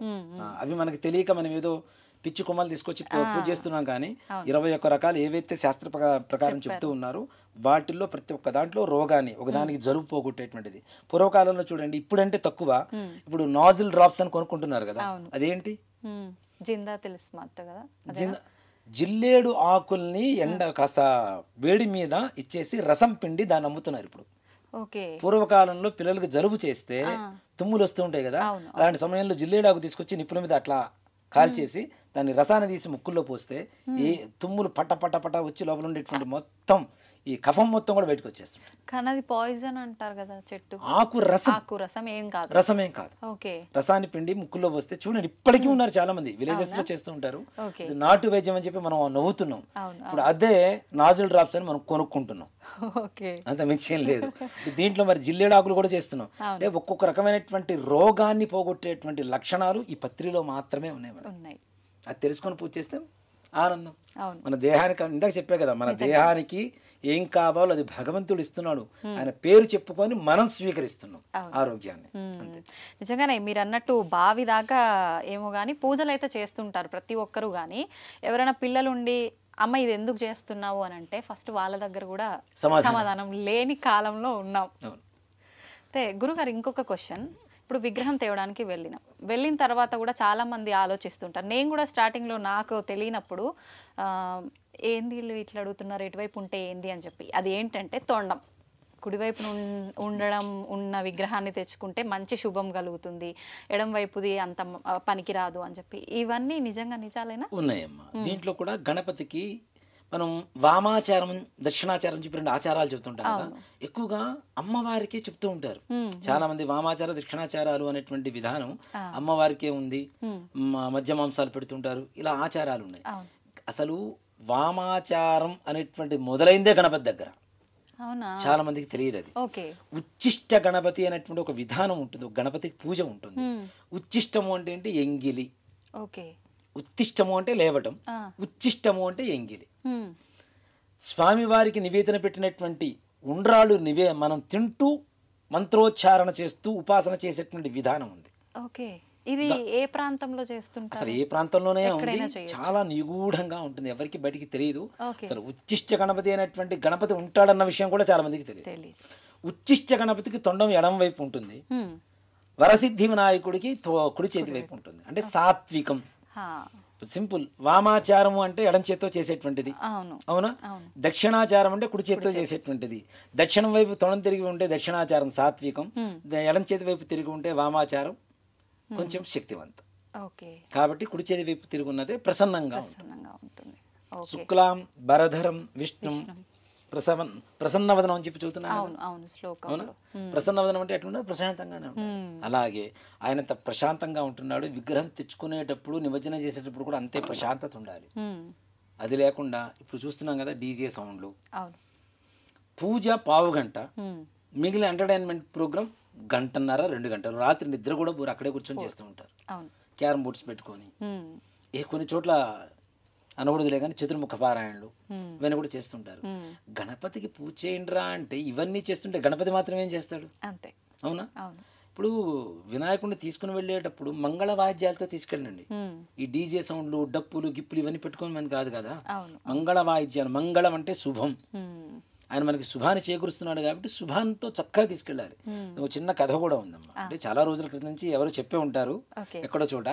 కానీ హుస్సేన్ సాగర్, మన హైదరాబాద్లో హుస్సేన్ సాగర్లో ఒక పడవలో 3 వెళ్తున్నారు. ఒక క్రిస్టియను, ఒక హిందువు, ఒక ముస్లిం. ఇది తెలిసే ఉంటుంది చాలా మందికి. బాగా వరదలు వచ్చేసినాయి. ముస్లిం అతను ఉండి అలా నన్ను కాపాడని చెప్పి అడిగాట. ఆయన వచ్చి తీసుకుని వెళ్ళి కాపాడాడు. అలాగే క్రిస్టియను జీసస్ నన్ను కాపాడను కానీ జీసస్ వచ్చి ఆయన కాపాడని తీసుకుని వెళ్ళాడు. హిందూ వచ్చి గణపతిని ప్రార్థిస్తున్నట. నువ్వు కాపాడయ్యా కాపాడయ్యా. ఈ గణపతి మాత్రం హుస్సేన్ సాగర్ ఒడ్డు మీద నిల్చొని నాట్యం చేస్తున్నట్ట. అదేంటయ్యా జీసస్ అనగానే ఆయన వచ్చి తీసుకెళ్ళాడు, అలా అనగానే ఆయన వచ్చి తీసుకెళ్ళాడు, నేను మునిగిపోతున్నాను, నువ్వు ఎందుకు డ్యాన్స్ చేస్తున్నావు అంటే, మరి నేను మునిగేటప్పుడు మీరు డ్యాన్స్ చేయటం లేదా, మీరు మునిగేటప్పుడు నేను డ్యాన్స్ చేస్తే వచ్చింది అన్నట్టు. అంటే అలాంటి వికృతమైనటువంటి స్థితికి మనం తీసుకెళ్తున్నాం భగవంతుడు కదా. అది తప్పు కదా. ఆనంద నాట్యం చేయడం వేరు, ఇష్టం వచ్చినట్టు ఏదో ఈ మద్యాలు తీసుకొని ఆ తుంపర్లు దేవుడి మీద పడుతూ ఉంటే మనం కింద పడిందే ఏది వస్తువు దేవుడికి సమర్పించం. అలాంటిది మన తుంపర్లు భగవంతుడి మీద పడుతూ ఉంటే అది ఎంతవరకు కరెక్టు? అంతవరకు పూజ చేసి, అంత పవిత్రంగా పూజ చేసి, ఈ డప్పుల మధ్యలో ఈ డీజేల మధ్యలో ఇష్టం వచ్చినట్టు మద్యం సేవించి అరుస్తూ దేవుడి మీద ఎక్కి, ఇంకోటి కూడా నేను నిషేధం అని చెప్తాను. భగవంతుడికి వినాయకుడికి లడ్డు నివేదన పెడుతూ ఉంటారు కదా. అసలు లడ్డు పెట్టమని ఎవరు చెప్పారు? ఏ శాస్త్రాల్లో ఉంది? ఎక్కడా లేదు. మోదక ప్రియుడు ఆయన. మోదకం అంటే ఉండ్రాళ్ళు కదా. మోదకం అంటే ఉండ్రాళ్ళు కూడా కాదు, మోదకం అనేటువంటిది ఒక పిండి వంట. ఉండ్రాళ్ళు వేరు, మోదకం వేరు. కనీసం అంత చేయలేని పక్షంలో కనీసం ఉండ్రాళ్ళు అన్న పెడుతున్నాం. ఆయన చేతిలో ఆయన ఉండేది వరదాభయ హస్తాలతో ఇలా ఉంటాడు. ఆయన స్టిల్ మార్చేసి ఇలా పెట్టేసాం మనం చేతిలో లడ్డు పెట్టడానికి. ఈ లడ్డూని పెట్టేసి దీన్ని లక్షలకి కోట్లకి వేలాలు వేసి భగవంతుడు ప్రసాదం వేలం వేయటం ఏమిటి? పెడితే ఇంకంతా అందరికి పెట్టు, పో నీ నైవేద్యం పెట్టావు నీ భక్తి కొద్దీ. ఆ లడ్డే అందరికి ప్రసాదంగా నైవేద్యంగా సమర్పించాలి. దాన్ని వేలం వేసి భగవంతుడికి రేట్లు పెట్టి దాంట్లో పాల్గొనాలంటే ముందుగా రిజర్వేషన్లని, అడ్వాన్సులని. ఈ అంటే భగవంతుడు కమర్షియల్ అయిపోతున్నాడా? భగవంతుడిగా ఉండి చూస్తున్నావా మనం? అది తప్పు కదా. నివేదనగా అక్కడ పెట్టాల్సింది లడ్డు కూడా కాదు, మోదకం పెట్టాలి. అందుకనే భగవంతుడు ఎప్పుడు ఇలా మనకి వరదాన్ని అభయాన్ని ఇచ్చేటువంటి స్థితిలో ఉంటాడు, కానీ మన దగ్గర నుంచి తీసుకునే పరిస్థితులు ఇలా ఉండడు ఆయన కదా. కాబట్టి భగవంతుడికి అలా చేయటం అనేది కూడా తప్పు. అవి కూడా అసలు నిషేధించాలనే చెప్తాను నేనైతే. కాబట్టి ఇప్పుడున్న పరిస్థితిలో మనం చెప్తే నేను శత్రువు అవుతానేమో, కానీ శత్రువు అయినా పర్లేదు, నిజం చెప్పడం అనేది మన ధర్మం. కాబట్టి ధర్మాన్ని ఇప్పుడు కాకపోతే భవిష్యత్ కాలంలో అయినా సరే కనీసం ఎప్పుడైనా ఒకసారి ఈ వీడియో చూసిన వాళ్ళు ఇది మనం చేస్తున్న తప్పు కదా అనేటువంటి ఒక భావన ఒక మనసులోకి వచ్చి ఒక్కళ్ళు మారినా చాలు, మనం వీడియో చేసిన దానికి పరమార్థం దక్కినట్టే మనకి. ఏమ్మా ఇహ గణపతి స్వామి వారికి పూజ చేద్దాం. మరలా ఆచమనం చేయండి. 3 సార్లు చేతిలో నుండి వేసి 3 సార్లు చేతిలో నుండి వేసుకుని తాకండి అన్న. ఆచమ్యాకే సవాయ స్వాహ, ఓం నారాయణాద స్వాహ, ఓం మాధవాద స్వాహ. చేయకట్టుకోండి.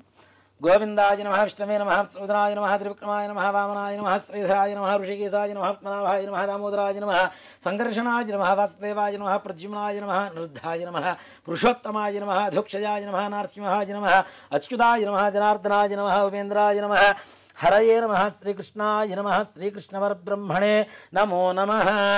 అక్షతలు తీసుకోండి.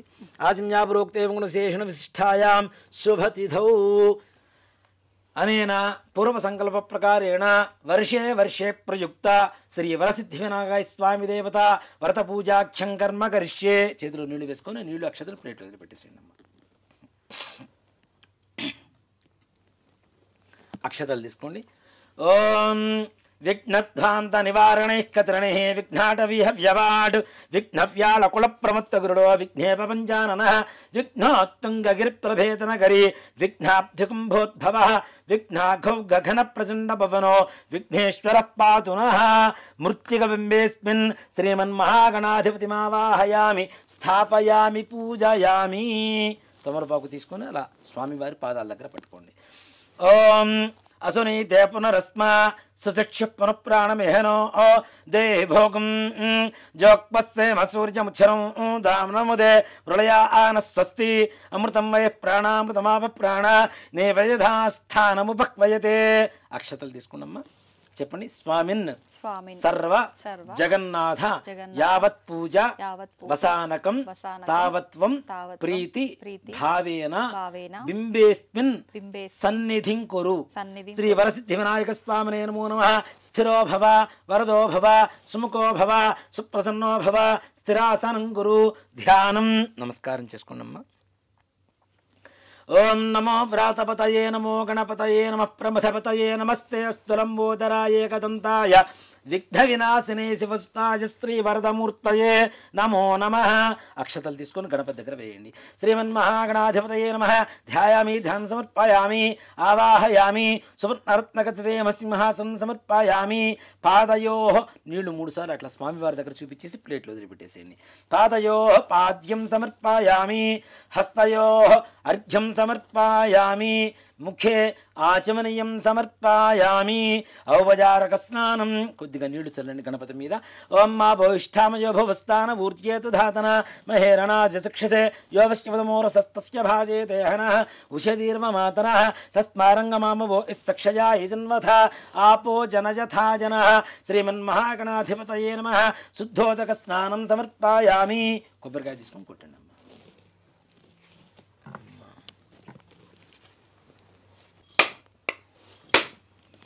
ఓం యా ఫల నిర్యాబలా విష్పాయాస్త పుష్పణీ బృహస్పతి ప్రసూతాస్థానోమం ఛన్వగం హసః.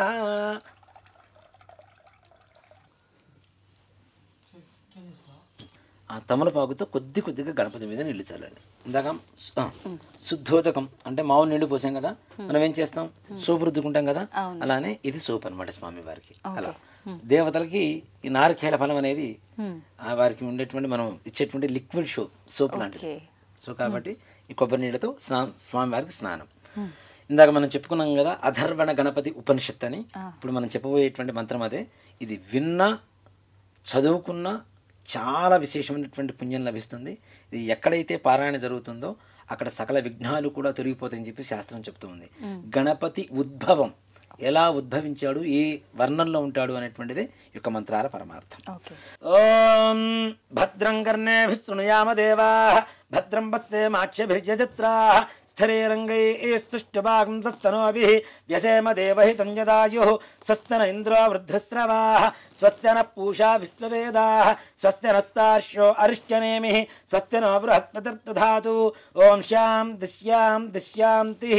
ఓం లం నమస్తే గణపతయే త్వమేవ ప్రత్యక్షం తత్వమసి త్వమేవ కేవలం కర్తాసి త్వమేవ కేవలం హర్తాసి త్వమేవ కల్పితం బ్రహ్మాసి త్వం సాక్షాదాత్మాసి నిత్యం అర్థం వచ్మి సత్యం వచ్మి అవత్వం మాం అవవక్తారం అవశ్రోతారం అవదాతారం అవధాతారం అవానూచాన మమ శిష్యం అవపురస్తాత్తా ఆదు అవదక్షిణాత్తా ఆదు అవపశ్చాత్తా ఆదు అవోత్తరాత్తా ఆదు అవచోర్ధ్వాత్తా ఆదు అవధరాత్తా ఆదు సర్వతో మాం పాహి పాహి సమంతాత్.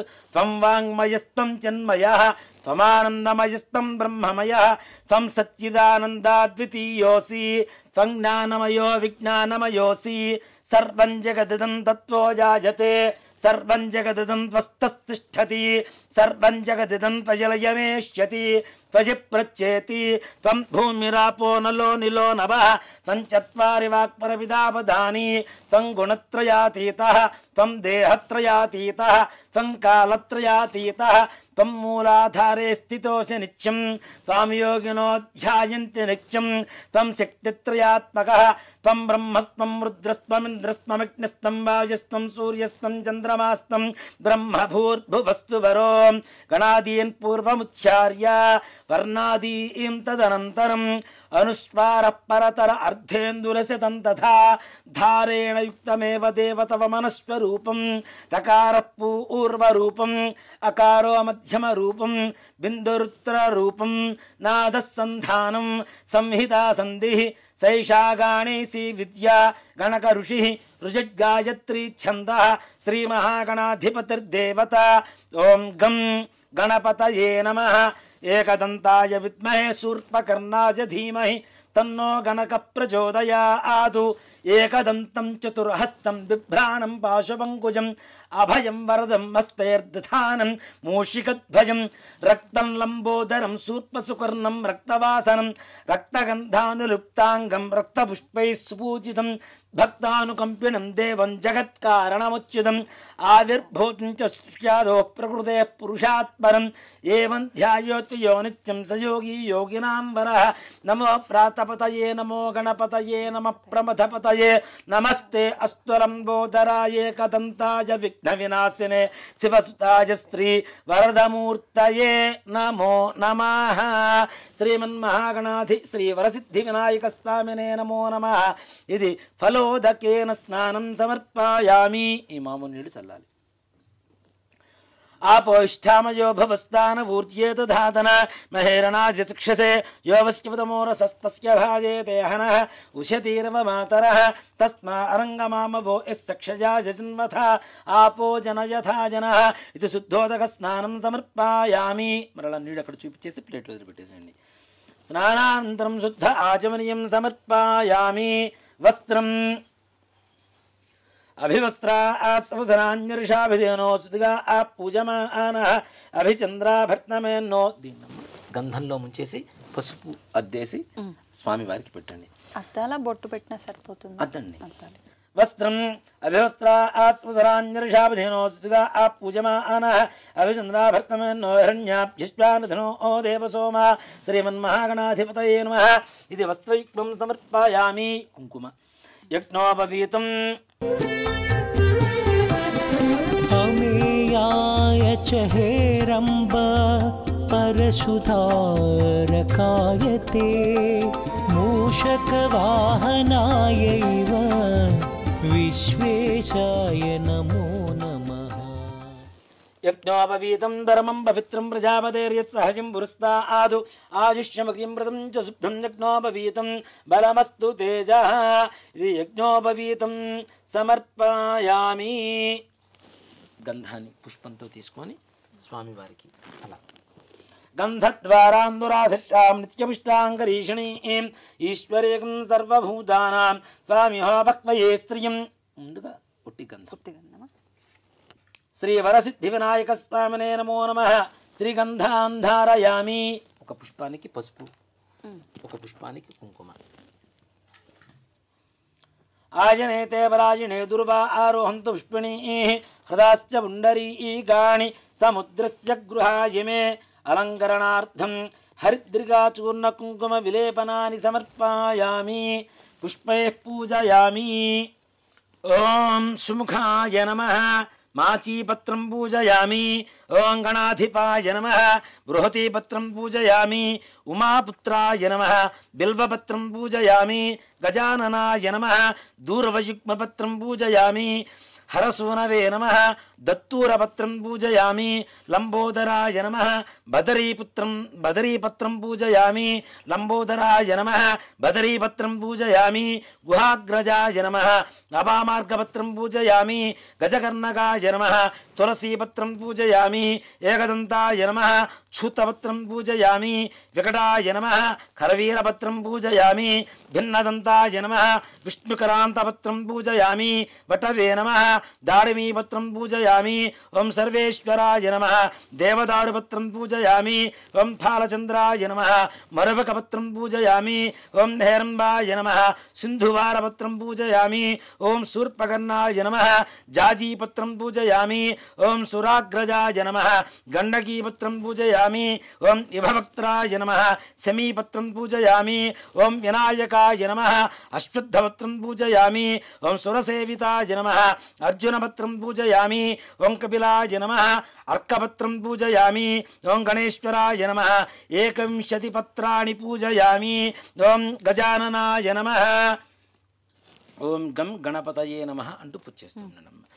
ఓం గజాననాయ నమః ఓం గణాధ్యక్షాయ నమః ఓం విఘ్నరాజాయ నమః ఓం వినాయకాయ నమః ఓం ద్వైమాతురాయ నమః ఓం ద్విముఖాయ నమః ఓం ప్రముఖాయ నమః ఓం సుముఖాయ నమః ఓం కృత్యనే నమః ఓం సుప్రదీప్తాయ నమః ఓం సుఖనిధయే నమః ఓం సురాధ్యక్షాయ నమః ఓం సురార్ఘ్నాయ నమః ఓం మహాగణపతయే నమః ఓం మాన్యాయ నమః ఓం మహాకాలాయ నమః ఓం మహాబలాయ నమః ఓం నిహరంబాయ నమః ఓం లంబజఠరాయ నమః ఓం హయగ్రీవాయ నమః ఓం ప్రథమాయ నమః ఓం ప్రాజ్ఞాయ నమః ఓం ప్రమోదాయ నమః ఓం మోదకప్రియాయ నమః ఓం విఘ్నకర్త్రే నమః ఓం విఘ్నాంత్రే నమః ఓం విశ్వనేత్రే నమః ఓం విరాట్పతయే నమః ఓం శ్రీపతయే నమః ఓం వాక్పతయే నమః ఓం శృంగారిణే నమః ఓం ఆశ్రితవత్సలాయ నమః ఓం శివప్రియాయ నమః ఓం శీఘ్రకారిణే నమః ఓం శాశ్వతాయ నమః ఓం బలాన్వితాయ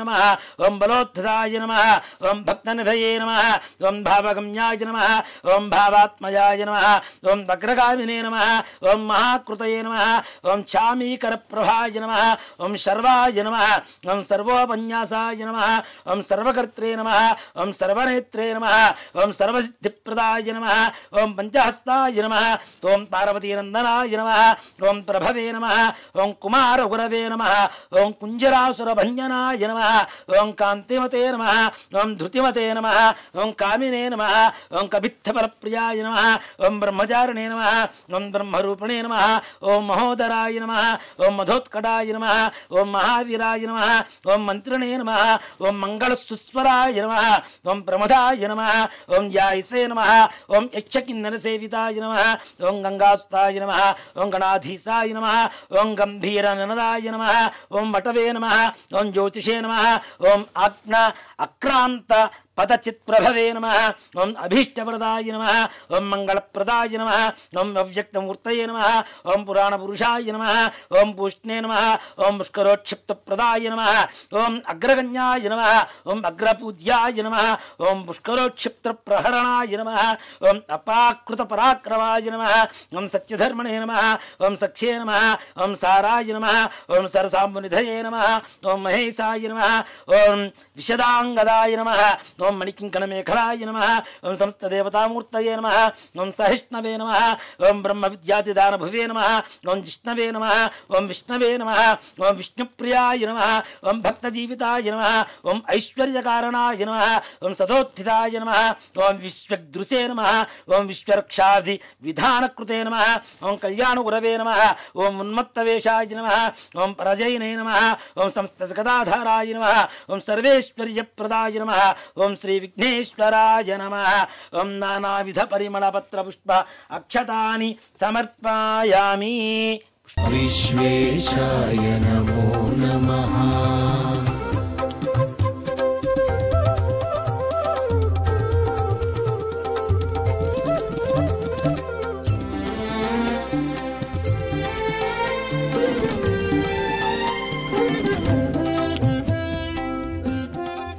ఓం సుముఖాయ నమః ఓం ఏకదంతాయ నమః ఓం కపిలాయ నమః ఓం గజకర్ణకాయ నమః ఓం లంబోదరాయ నమః ఓం వికటాయ నమః ఓం విఘ్నాజాయ నమః ఓం ధూమకేతవే నమః ఓం గణాధిపాయ నమః ఓం గణాధ్యక్షాయ నమః ఓం గజాననాయ నమః ఓం ఫాలచంద్రాయ నమః ఓం వక్రతుండాయ నమః ఓం శూర్పకర్ణాయ నమః ఓం నిహరంబాయ నమః ఓం స్కందపూర్వజాయ నమః ఓం సర్వసిద్ధిప్రదాయకాయ నమః కుమారగురవే నమః శ్రీమన్మహాగణాధిపతయే నమః నానావిధ పరిమళపత్ర పుష్ప అక్షతాని సమర్పయామి. ధూపం పెట్టేస్తున్నది ఆ షాట్ పడుతుంది. वनस्पत्योर्हृदिव्यनानागन्धैस्तर्वदेवानां धूपोऽयं प्रदुष्यतां धूपमाघ्रापयामि साज्यं त्रिवृत्ति संयुक्तं वह्निना योचितं प्रियं पुराणमङ्गलं दीपं त्रिलोक्यं दिव्रावः भक्त्या दीपं प्रीत्याम देवाय परमात्मने त्राहिमान् घोरा दिव्य ज्योतिर्नमोस्तुते साक्षात् प्रत्यक्ष దీపం దర్శయామి కొద్దిగా నీళ్ళు అలా చూపించేసి దేవుడి దగ్గర వదిలిపెట్టేసేయండి ధూపదీపాంతరం శుద్ధ ఆచమనీయం సమర్పయామి నైవేద్యం ఓం భూర్భువస్సువః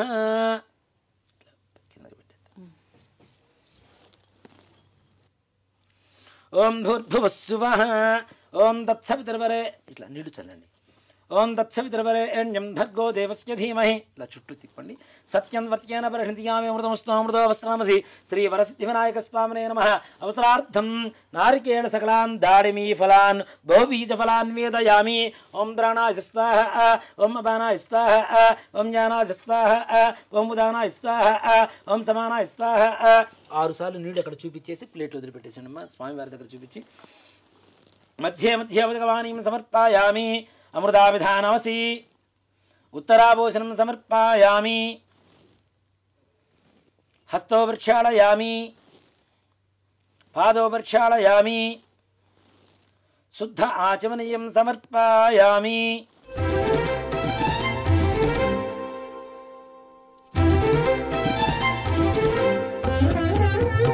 అనంత విభవాయైవ తాంబూలం సూగీఫలైస్తకర్పూరేర్నాగవల్లీధలేరుచితం ముక్తాచూర్ణసమాయుక్తం తాంబూలం ప్రతిగృహ్యతాం ఇది తాంబూలం సమర్పయామి తాంబూల ఆచరణానంతరం మరలా కొద్దిగా నీళ్ళు చూపించేసి ప్లేట్లు శుద్ధ ఆచమనీయం సమర్పయామి కర్పూర ఆనందమంగళ నీరాజనం జాయతే నమః గుహాగ్రజాయతే నమః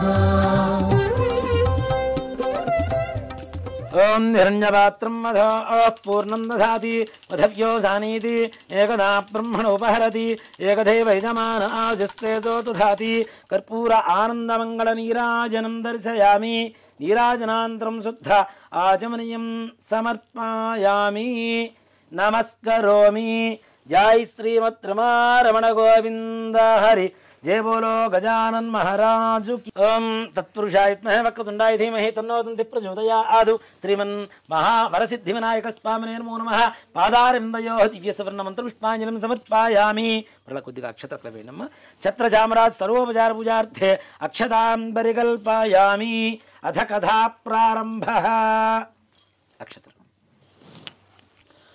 పూర్వకాలంలో గజాసురుడు అనేటువంటి ఒక రాక్షసుడు పరమేశ్వరుడు నుంచి ఘోరంగా తపస్సు చేశారట ఘోరమైనటువంటి తపస్సు చేశారు అంతటా పరమేశ్వరుడు ప్రత్యక్షమయ్యాడు ఆయన నీకు ఏం కావాలి వరం అని చెప్పి అడుగుతూ ఉంటే పరమేశ్వరుడు అంటేనే బోళాశంకరుడు ఎవరు కొద్దిగా తపస్సు చేసినా ఓ చెంబడి నీళ్లు నెత్తిన పోసినా హరహర మహాదేవ అంటే చాలు ఆయన కరుణిస్తూనే ఉంటారు కాబట్టి అంత ఘోర తపస్సు చేసినటువంటి గజాసురుడిని వరం కోరుకో అని చెప్పి అంటే గజాసురుడు స్వామి నేను నీ భక్తుడిని నువ్వు ఎప్పుడు కూడా నా ఉదరం ఉండేట్టుగా నాకు వరం ఇవ్వు అని చెప్పి ప్రార్థించారు అతను పరమేశ్వరుడు భక్త సులభుడు కాబట్టి భక్తుడు కోరుకున్నటువంటి కోరికను తీర్చడం కోసం ఆయనకు ఉదరంలో ప్రవేశించారు అతను పార్వతీదేవి పరమేశ్వరుడు జాడ తెలియట్లా ఎక్కడున్నాడు ఏంటి ఎలా ఎక్కడ ఉన్నాడు తెలియట్లేదు చిట్ట చివరికి గజాసురుడి గర్భంలో ఉన్నాడు పరమేశ్వరుడు అని చెప్పి తెలుసుకున్న పార్వతి విష్ణుమూర్తి దగ్గరికి వెళ్ళి ప్రార్థించింది పూర్వకాలంలో భస్మాసురుడి బారి నుంచి కూడా నా పతిని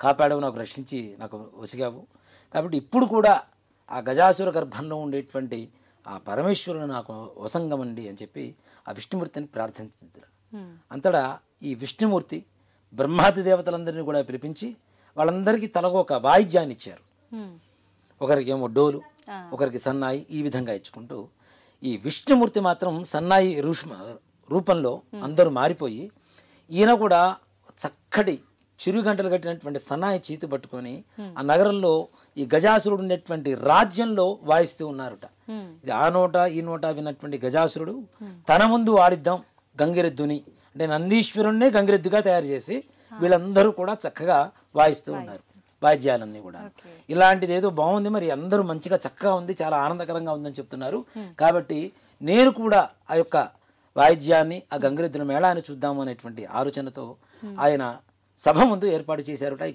గంగిరెద్దుల మేళాన్ని అంతా కూడా అంతటా విష్ణుమూర్తి సన్నాయి వాయించడం, అవును. బ్రహ్మాది దేవతలు వాయిద్యాలు వాయించడం అంటే సర్వసాధారణంగా ఉండదు కదా. సుస్వరంగా ఆనందంగా ఎంతో సంతోషకరంగా ఉన్నదిట.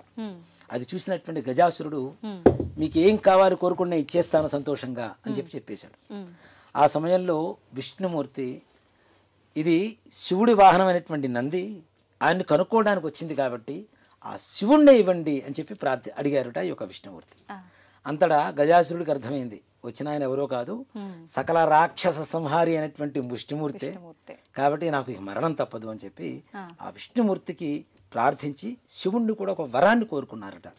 నా యొక్క శిరస్సు త్రిలోక్య పూజ్యంగా ఉండేట్టుగా నాకు వరం ఇవ్వండి, అలాగే నా యొక్క శరీరాన్ని మీరు వస్త్రంగా ధరించండి అని చెప్పి వరం అడిగారట. పరమేశ్వరుడు అలానే చెప్పాడు. ఈ నంది తన కొమ్ములతో ఆ యొక్క గజాసురుడి గర్భాన్ని చీరిస్తే లోపల ఉన్నటువంటి పరమేశ్వరుడు బయటకు వచ్చాడు. ఇప్పుడు విష్ణుమూర్తి చెప్పాడు, నాయన ఇష్టం వచ్చినటువంటి వాళ్ళందరికీ ఇట్లాంటి పిచ్చి పిచ్చి కోరికలు కోరుతూ ఉంటారు, అందరికీ వరాలు ఇచ్చుకుంటూ పోతే ఇలాంటి కష్టకాలాలు వస్తుంటాయి. అప్పుడు భస్మాసురుడు, ఇప్పుడేమో గజాసురుడు, కాబట్టి జాగ్రత్తగా వరం ఇచ్చేటువంటి విషయంలో కూడా చాలా జాగ్రత్తగా ఆలోచించి ఇవ్వాలి అని చెప్తే అలానే అని చెప్పి ఎవరు లోకాలకి వారు బ్రహ్మాది దేవతలు విష్ణుమూర్తి అందరూ వాళ్ళ లోకాలకు వాళ్ళు వెళ్ళిపోయారు. తర్వాత పరమేశ్వరుని నంది వాహనం ఎక్కి చక్కగా కైలాసానికి ప్రయాణం ప్రారంభించారు. ఈ సమయంలో పార్వతీదేవికి పరమేశ్వరుడు వస్తున్నాడన్న సంగతి తెలుసుకున్నది, ఆనందంగా ఉండి చాలా రోజుల తర్వాత వస్తున్నారు. ఇప్పుడు ఆడవాళ్ళు ఏం చేస్తారు, ఎవరైనా భర్త ఎన్నో రోజుల నుంచి ఒక విదేశాల నుంచి వస్తున్నారంటే మంచి చక్కగా అందంగా అలంకరించుకొని ఆయనకి ప్రేమ కలిగేలాగా కనబడుతూ ఉంటారు కదా ఆనందంగా. అలాగే పార్వతీదేవి కూడా స్నానం చేద్దాము, అభ్యంగన స్నానం చేద్దాము అని చెప్పి ఒంటికి పెట్టుకున్నటువంటి ఆ నలుగు పిండి తీసి నలుగు పిండితో ఒక చక్కటి బొమ్మను తయారు చేసిందట. ఆ బొమ్మను తయారు చేసిన తర్వాత ఆవిడకి చాలా అపురూపంగా కనపడింది, అందంగా కనపడింది. దీనికి ప్రాణం పోద్దాము అని చెప్పి ఆమె శక్తితో ప్రాణాన్ని పోసి ఆ యొక్క బాలుడు ఆ బొమ్మ ఏదైతే ఉందో ప్రాణం వచ్చింది కాబట్టి బాలుడు రూపంలో సింహద్వారం దగ్గర ఎవరూ లోపలికి రాకుండా చూడు అని చెప్పి కాపలాగా చేసింది. అంతటా ఆ పార్వతీదేవి స్నానానికి అలంకరించుకోవడానికి వెళ్ళింది. పరమేశ్వరుడు రానే వచ్చాడు. దిగి లోపలికి వెళ్తూ ఉంటే నువ్వెవరు లోపలికి వెళ్ళడానికి లేదు అని చెప్పాడు ఈ యొక్క బాలుడు.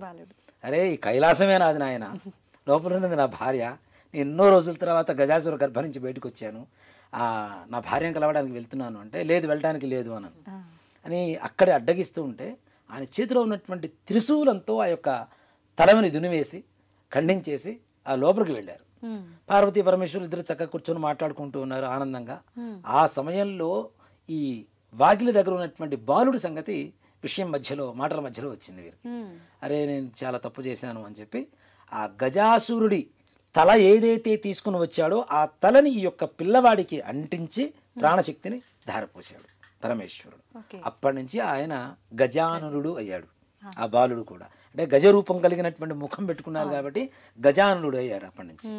ఆ తదుపరి కొంతకాలానికి ఆ గజాననుడిని ప్రశాంతంగా మంచిగా చక్కగా ప్రేమగా చూసుకుంటున్నటువంటి పార్వతీ పరమేశ్వరుడికి సుబ్రహ్మణ్యేశ్వర స్వామి వారి జననం జరిగింది. ఇద్దరు పెద్దవాళ్ళు అవుతున్నారు. దేవతలు మునులు అందరూ వచ్చి విఘ్నాలకి ఎవరినైనా ఒకనైనా అధిపతిగా మాకు చేయండి, నియమించండి అని చెప్పి ప్రార్థిస్తూ ఉంటే పరమేశ్వరుడు ఒకటే మాట చెప్పాడు, వీరిద్దరిలో ఎవరైతే ముందుగా అన్ని నదులలో వెళ్ళి స్నానం చేసి నా దగ్గరకు వస్తారో వారికి విఘ్నాధిపత్యాన్ని ఇస్తాను అని చెప్పి ఆ యొక్క పరమేశ్వరుడు వీరిద్దరికి చెప్పగా సుబ్రహ్మణ్యేశ్వర స్వామి వారి వాహనం ఏమిటి, నెమలి. ఈయన వాహనం ఎలుక కదా, ఇది స్లోగా వెళ్తూ ఉంటుంది. నెమలి బర్బర్ మనం పరిగెడుతూ ఉంటుంది. సుబ్రహ్మణ్యేశ్వర స్వామి వారి నెమలి ఎక్కారు, వాహనం ఎక్కేసి అన్ని నదుల్లో స్నానం చేయడానికి ముందుగా వెళ్ళిపోయారు. ఆ గజానుడు మరుగుజ్జు రూపంలో బాగా పొద్దుగా ఉన్నారు కదా, ఆ తండ్రి దగ్గరికి వెళ్ళి అయ్యా అసలు నా మరుగుజ్జు రూపం అని మీకు తెలుసు, నా అసమర్థత తెలిసి కూడా ఇలాంటి పరీక్ష పెట్టారు అంటే ఇంక నేను ఏమనుకోవాలి, ఏదైనా తరుణోపాయం చెప్పండి అని చెప్పి ఆ పార్వతీ పరమేశ్వరులు ఇద్దరిని కూడా ప్రార్థించారు ఆ యొక్క గణాధి.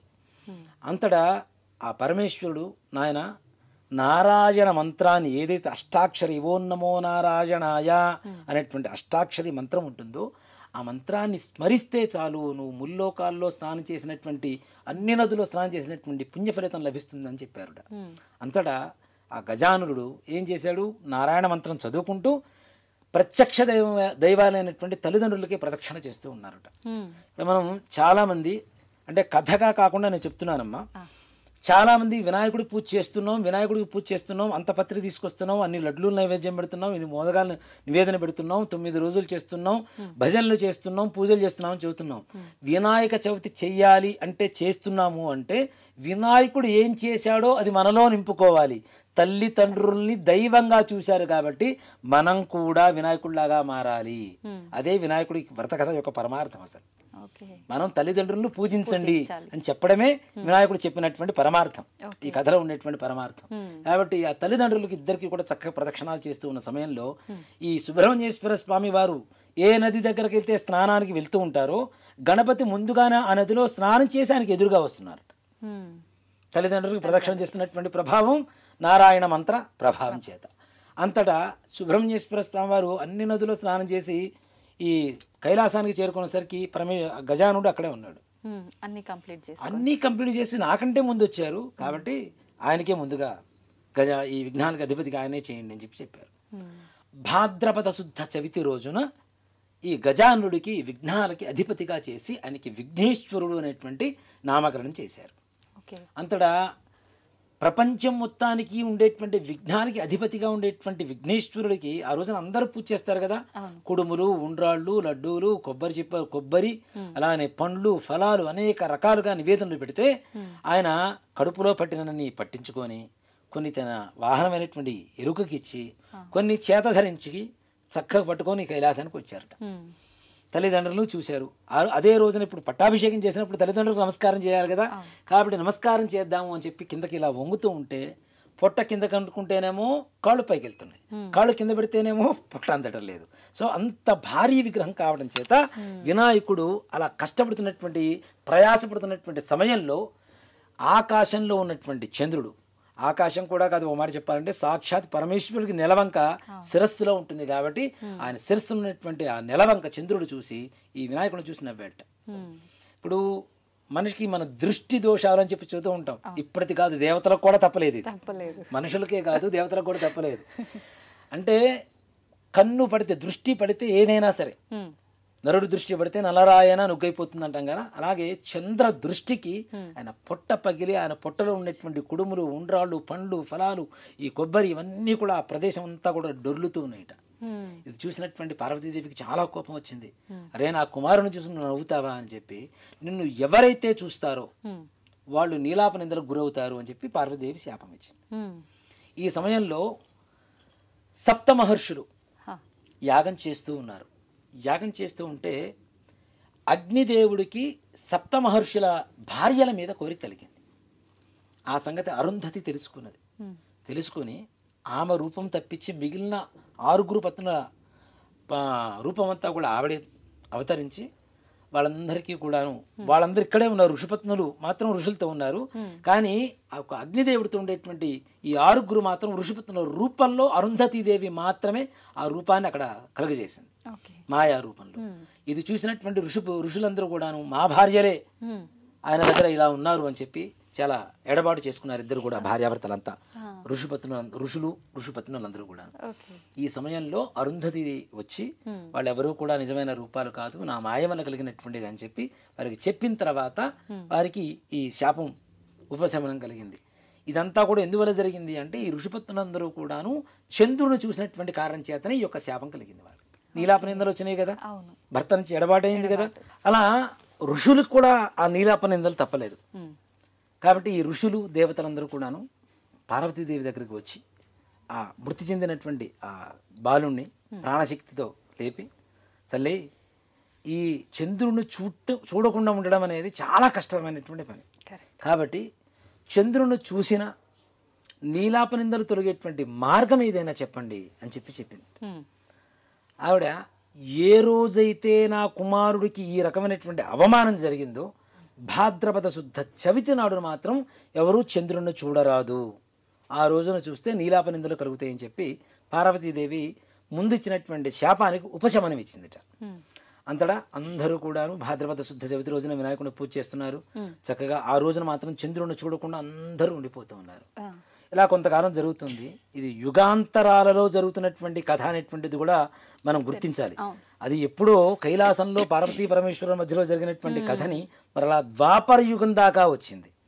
ద్వాపర యుగంలో నారద మహాముని శ్రీకృష్ణుని చుట్టానికని వచ్చారు.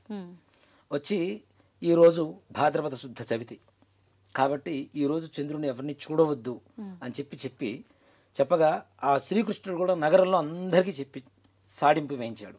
ఈరోజు ఎవరు కూడా చంద్రుని చూడరాదు, చూస్తే నీలాప నిందలు వస్తాయని చెప్పి సాడింపు వేయించారు. ఆ తదుపరి నారద మహాముని వెళ్ళిపోగా సత్రాజిత్తు అనేటువంటి ఒక ఆయన స్నేహితుడు కృష్ణుని చుట్టానికి వచ్చాడు. ఆయన చేతిలో ఒక మణి ఉన్నది. ఆ మణినే శమంతకమణి అంటారు. ఈ శమంతకమణి నాకు సూర్య భగవానుడి అనుగ్రహం చేత నాకు కలిగింది అని చెప్పి శమంతకమణిని చూపించడానికి ఆ సత్రాజిత్తు శ్రీకృష్ణుడి దగ్గరికి వచ్చారట. వచ్చి చూపించి ఇది చాలా బాగుంది అంటే ఇది నాకు ఇవ్వు అని చెప్పి శ్రీకృష్ణుడు ఆ యొక్క సత్రాజిత్తుని అడిగాడు. ఎంత స్నేహితుడివైనా ఇది రోజుకి 8 బారువుల బంగారం పెడుతూ ఉంటుంది సూర్యుడు అనుగ్రహం చేత, కాబట్టి ఇలాంటి మణిని ఎవరన్నా ఇస్తారా, నేను ఇవ్వను కాక ఇవ్వను అని చెప్పి వెళ్ళిపోయారు. ఆ రోజు రాత్రి సమయం అయ్యేసరికి కృష్ణుడికి ఏంటి క్షీరప్రియుడు కదా, వెన్నపూస ఎంతసేపటికి పాలు ఉండాలి ఆయనకి, అవి ఉంటే చాలు అని చెప్పి పాలు పితుకుకుందాము గోవు దగ్గర అని చెప్పి వెళ్ళి పాలు పితుకుతూ ఆ గిన్నెలో భాండంలో చంద్రుని ప్రతిబింబం చూశారట. డైరెక్ట్గా చూసినా చూడకపోయినా పరోక్షంగా, ప్రత్యక్షంగా లేకపోయినా పరోక్షంగా చూశారు. అప్పుడు కృష్ణుడికి అర్థమైంది ఎలాంటి నీలాప నిందలు వస్తాయో అని చెప్పి. అలా కొన్ని రోజులకి ఈ సత్రాజిత్తు తమ్ముడు ప్రసేనుడు అనేటువంటి ఒక రాజు, యువరాజు ఆ యొక్క శమంతకమణిని చక్కగా ఒక ఆభరణలాగా ధరించి అడవికి వేటకి వెళ్ళిపోయాడు. ఈయన మెడలో ఉన్నటువంటి ఆ మణి చూడటానికి రక్తం మాంసాల ముద్దలాగా కనపడుతుందిట, ఎర్రగా. అది చూసినటువంటి ఒక సింహం ఏం చేసింది, ఈయన మీద దునిమి ఈయన మొత్తం సంహరించి అది పట్టుకొని ఆ మణిని పట్టుకొని వెళ్ళిపోతున్న సమయంలో భల్లూకం అంటే ఎలుగుబంటు అంటాం మనం కదా, జాంబవంతుడు అనేటువంటి ఒక భల్లూకం ఈ సింహం దగ్గర ఉన్నటువంటి మణిని చూసి సింహాన్ని సంహరించి ఆ యొక్క మణిని తీసుకొని వెళ్ళి చక్కగా తమ కుమార్తెకి ఆట వస్తువుగా ఇచ్చారట. ఇలా కొంతకాలం జరుగుతూ ఉండగా తమ్ముడు రావట్లేదు, తమ్ముడు జాడ తెలియట్లేదు. ఈ సత్రాజిత్తు నా తమ్ముడిని శ్రీకృష్ణ భగవానుడే చంపి నా యొక్క మణిని అపహరించాడు అని చెప్పి ఊళ్ళో అందరికీ చెప్పడం మొదలుపెట్టారు.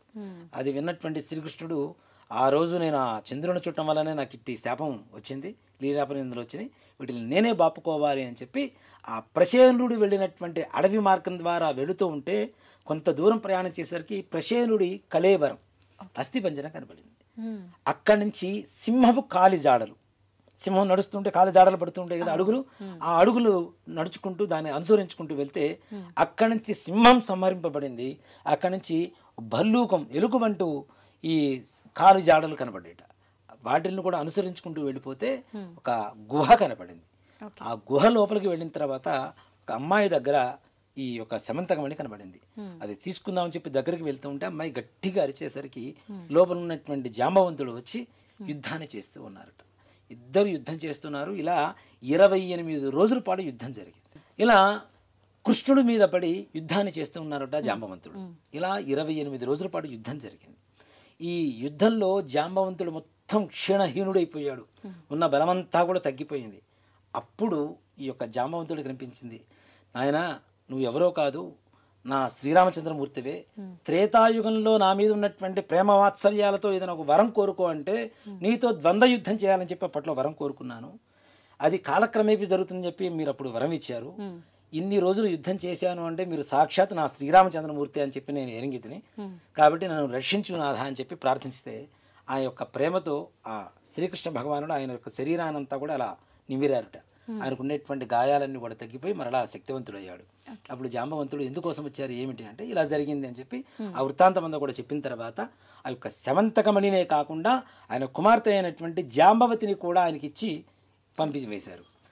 తర్వాత సత్రాజిత్ దగ్గరికి వెళ్ళి ఆయన నేను ఇలా అపహరించలేదు, జరిగిందంతా ఇది, ఈ ప్రసేనుడు ఇలా అయ్యాడు, ఇక్కడి నుంచి దొరికింది ఈ శమంతకమణి ఇదిగో తీసుకొని చెప్పి ఆయన చేతికి ఇస్తూ ఉంటే ఆ యొక్క సత్రాజిత్తు నేను చాలా పొరపడ్డాను, నీ మీద నీలాపనిందలు వేశాను, నన్ను క్షమించండి అని చెప్పి ఆయన కుమార్తె అయినటువంటి సత్యభామతో సహా మణితో సహా ఆయనకిచ్చి వివాహం చేశారుట.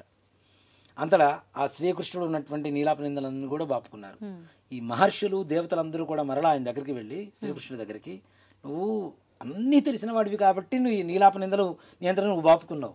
కానీ మేమేం చేయాలి? సర్వసాధారణంగా ఉండేటువంటి వాళ్ళం, నీ అంత శక్తి మాకు లేదు, నువ్వు సాక్షాత్ శ్రీమన్నారాయణుడివి కాబట్టి మాకు కూడా ఏదైనా ఉపశమనం చెప్పండి అంటే, ఎవరైతే భాద్రపద శుద్ధ చవితి రోజున వినాయకుడికి పూజ చేసి ఈ శమంతకమణి అనేటువంటి కథని చదువుకొని అక్షతులు గణపతి దగ్గర వేసి ఆ అక్షతుల శిరస్సును దారుస్తారో వారికి చంద్రుడు చూసినటువంటి దోషం కానీ నీలాపనిందలు కానీ కలుగుగాక అని చెప్పి వరాన్ని ఇచ్చారుట ఆ యొక్క శ్రీకృష్ణ భగవానుడు.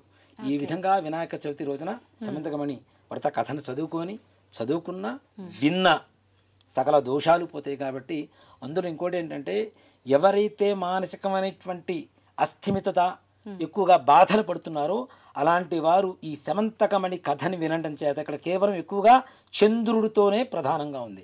చంద్రుడు ఏమి ఇస్తాడు? మనకి మనశ్శాంతిని ఇస్తాడు. చంద్రమా మనసే జాతః అని శాస్త్రం చెప్తూ ఉంది. కాబట్టి చంద్రుడు అశాంతిని పోగొట్టి మనశ్శాంతిని ఇస్తాడు. కాబట్టి సకల విఘ్నాలు కూడా తొలగించేటువంటి విఘ్నేశ్వరుడికి ఆ యొక్క కథ చెప్పుకొని అక్షతలు వేసుకోవడం ద్వారా మానసికమైనటువంటి ప్రశాంతత, అలాగే మనం అనుకునేటువంటి సకల కార్యాలు దిగ్విజయంగా పూర్తి కావాలని కోరుకుందాం. స్కాందపురాణే రేవాఖండే శ్రీ వరసిద్ధి వ్రతకథాయాం సమాప్తః. ఏడుకొండలవాడ వెంకటరమణ గోవింద గోవింద. జయ బోలో గజానన్ మహారాజు కీ జై. హర నమః పార్వతీపతయే హర హర మహాదేవ హర. శ్రీ వరసిద్ధి వినాయక స్వామినే నమో నమః. అందరూ అక్షతలు వేయండి. అక్కడ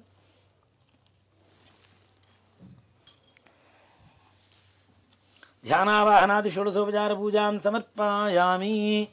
అగ్రవతి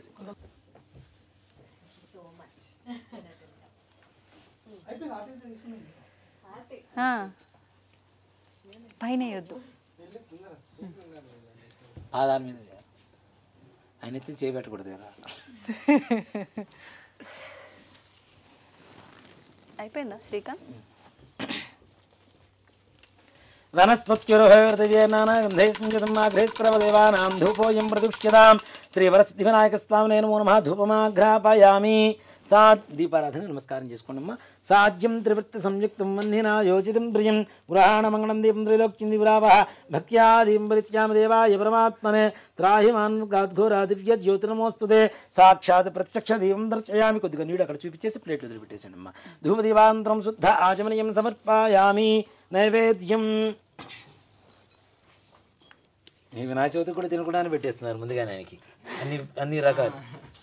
ముందు పెడతా గుర్తుంటుంది. వినాయక చవితికి ఆయన ఖాళీ ఉండాలి కడుపు, అలాంటిది ఖాళీ లేకుండా చేసేసారు పాపం ఆయనకి.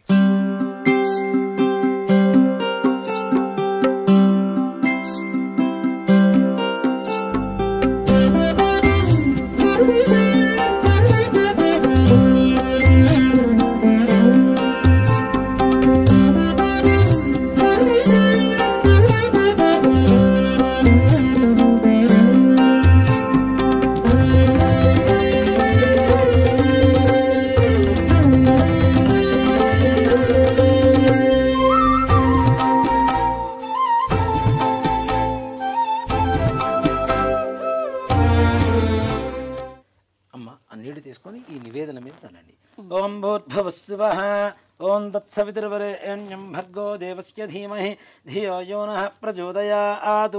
ఇలా చుట్టూ తిప్పండి. సత్యం వర్త్యేన పరిషింత్యామి మృతమస్తోమృతోపస్తనమసి. శ్రీ వరసిద్ధి వినాయక స్వామినే నమః. భక్ష్యాన్ భౌష్యాన్ తోష్యాన్ లేహ్యాన్ మహానివేదనాన్ సమర్పయామి. ఓం ప్రాణాయ స్వాహ, ఓం అపానాయ స్వాహ, ఓం వ్యానాయ స్వాహ, ఓం ఉదానాయ స్వాహ, ఓం సమానాయ స్వాహ. 6 సార్లు అట్లా నీళ్లు చూపించేసి ప్లేట్ వదిలిపెట్టేసేయండి అమ్మ. మధ్యే మధ్యే ఉదకమాని సమర్పయామి. అమృతాభిధానమసి. ఉత్తరాభోజనం సమర్పయామి. హస్తో ప్రక్షాళయామి. పాదో ప్రక్షాళయామి. శుద్ధ ఆచమనీయం సమర్పయామి. తాంబూలం ఫూగీఫలైశ్చ కర్పూరైర్నాగవల్లి దళైర్యుతం ముక్తాచూర్ణ సమాయుక్తం తాంబూలం ప్రతిగృహ్యతాం. తాంబూలం సమర్పయామి. తాంబూల ఆచరణానంతరం శుద్ధ ఆచమనీయం సమర్పయామి. మరలా నీళ్ళు చూపించేసి ప్లేట్ వదిలిపెట్టేసేయండి. కర్పూర ఆనందమంగళ నీరాజనం.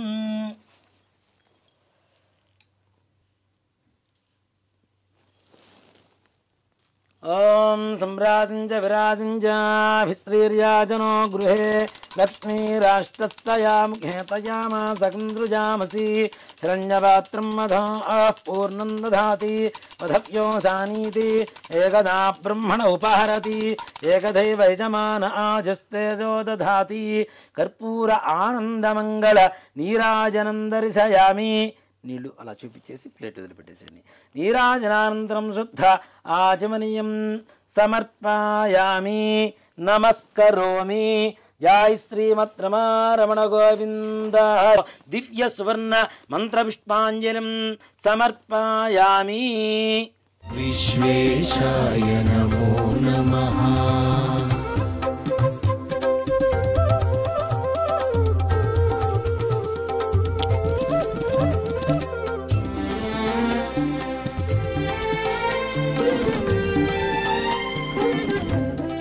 యాని కాని చ పాపాని జన్మాంతరకృతాని చ తాని తాని ప్రణశ్యంతి ప్రదక్షిణం. ప్రదక్షిణ చేయాలి నాన్న. యాని కాని చ పాపాని జన్మాంతరకృతాని చ తాని తాని ప్రణశ్యంతి ప్రదక్షిణం పదే పదే. పాపోహం పాపకర్మాహం పాపాత్మా పాపసంభవః త్రాహి మాన్ కృపయా దేవా శరణాగతవత్సల అన్యథా శరణం నాస్తి త్వమేవ శరణం మమ తస్మాత్ కారుణ్యభావేన రక్ష రక్ష గణాధిప. ఆత్మ ప్రదక్షిణ నమస్కారాన్ని సమర్పయామి.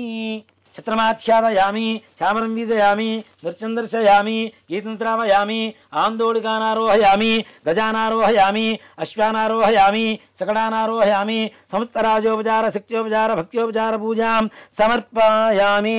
యస్స్మృత్యాజనాముక్త్యదపః యోనం సంవృతాం యా సుజ్యం దేదముచ్యుతం చెప్పండి. మంత్రహీనం క్రియాహీనం భక్తిహీనం గణాధిప యత్పూజితం మయా దేవ పరిపూర్ణం తదస్తుతే. చేతులు నీళ్లు వేసుకొని నీళ్లు అక్షతులు ఆ ప్లేట్లో వదిలిపెట్టేసేయండి అమ్మ. అనేన ధ్యానావాహనాది షోడశోపచార పూజయాజ అష్టోత్తర శతనామార్చనే నవసరణ వ్యత్యాస భగవాన్ శ్రీ వరసిద్ధివినాయక స్వామదేవతా సుప్రీతా సుప్రసన్నా వరదా భవతు. అస్మిన్ గ్రామే స్థితానాం ప్రజానాం బ్రాహ్మణాది సర్వవర్ణానాం భక్తజనానాం చ వ్యాధి చోర దుర్భిక్ష అతివృష్టి అనావృష్టి రాజబాధాది సర్వోపద్రవశాంతిరస్తు. అయం గ్రామం సుభిక్షం భవతు అయం దేశం సుభిక్షం భవతు.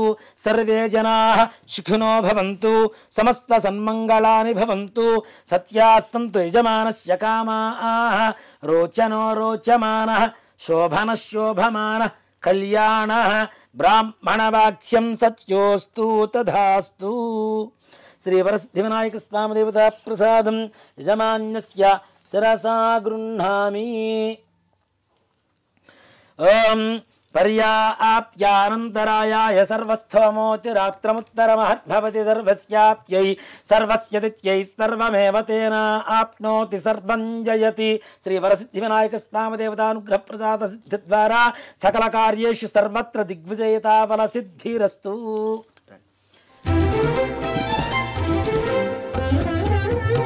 అనంత విభవాయైవ పరేషాం పరరూపిణి. అనంత విభవాయైవ పరేషాం పరరూపిణి.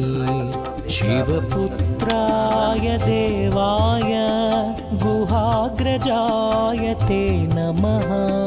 గుహాగ్రజాయ తే నమః. వినాయక స్వామి దేవత పరిపూర్ణ అనుగ్రహ ప్రసాద సిద్ధిరస్తు. అమ్మా సంపూర్ణమైంది పూజా కార్యక్రమం. ఓకే, థ్యాంక్ యూ గురుగారు. లాస్ట్లో ఒక చిన్న సందేహం. చెప్పండి. మనం కలశం అయితే పెట్టలేదు, చాలామంది కలశం పెడుతుంటారు, ఇంట్లో అయినా సరే కమ్యూనిటీలో చేసినా సరే, మరి పెట్టాలా వద్దా? అసలు గణపతికి ఎక్కడా కూడా కలశ పూజ లేదు, కలశ ఆవాహన అనేటువంటిది లేదు. ఓకే, ఏదైనా ఈ మంటపాలలో చేస్తూ ఉంటారు కదా, అలాంటి చోట కూడా అవసరం లేదనే శాస్త్రం.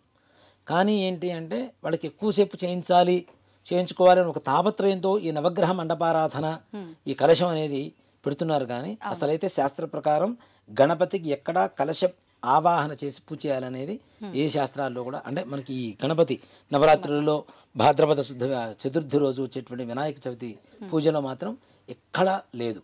కాబట్టి కలశం పెట్టుకునేటువంటి వారి ఇష్టం, కానీ అసలైతే అక్కర్లేదనే చెప్తారు. ఓకే, ఇప్పుడు ఇది కదిలించడానికి వీలు లేదని మీరు మధ్యలో చెప్పారు కదా, మరి ఇప్పుడు పూజ సమాప్తమైంది, అయిపోయింది, ఇప్పుడు దాన్ని కదిలించుకోవచ్చు. ఓకే, అది కదిలిస్తే పూజ అయిపోయినట్టే లెక్క. ఓకే. అయితే నేను స్టార్టింగ్లో చెప్పాను ఇంట్రోలో, ఎన్ని రోజులు ఉంచాలి నవరాత్రులు అంటే? డేస్ లెక్క పెట్టాలా, నైట్లు లెక్క పెట్టాలా, ఎట్లా? ఓ మాట చెప్పాలి అంటే గణపతి నవరాత్రులు అనేటువంటిది మధ్యకాలంలో వచ్చినటువంటి విధానం. ఓకే. ఎక్కడ కూడా లేదు. ఆ. లాల్ బహదూర్ శాస్త్రి గారు ఢిల్లీలో ప్రారంభించారు ఈ గణపతి నవరాత్రులు. గణపతి నవరాత్రులు అనేటువంటిది ఎక్కడ కూడా సశాస్త్రమైనటువంటి ఇదైతే కాదు. గణపతి పూజ చేయమని చెప్పారు. 9 రాత్రులు ఉంటే గణపతి రాత్రులు అవుతాయి, నవరాత్రులు. కాబట్టి గణపతి నవరాత్రులు చేయడం అనేది ఒక ఆనవాయితీగా చేస్తున్నాం కాబట్టి దాంట్లో తప్పు లేదు. మన హిందూ ధర్మం ఇంకాస్త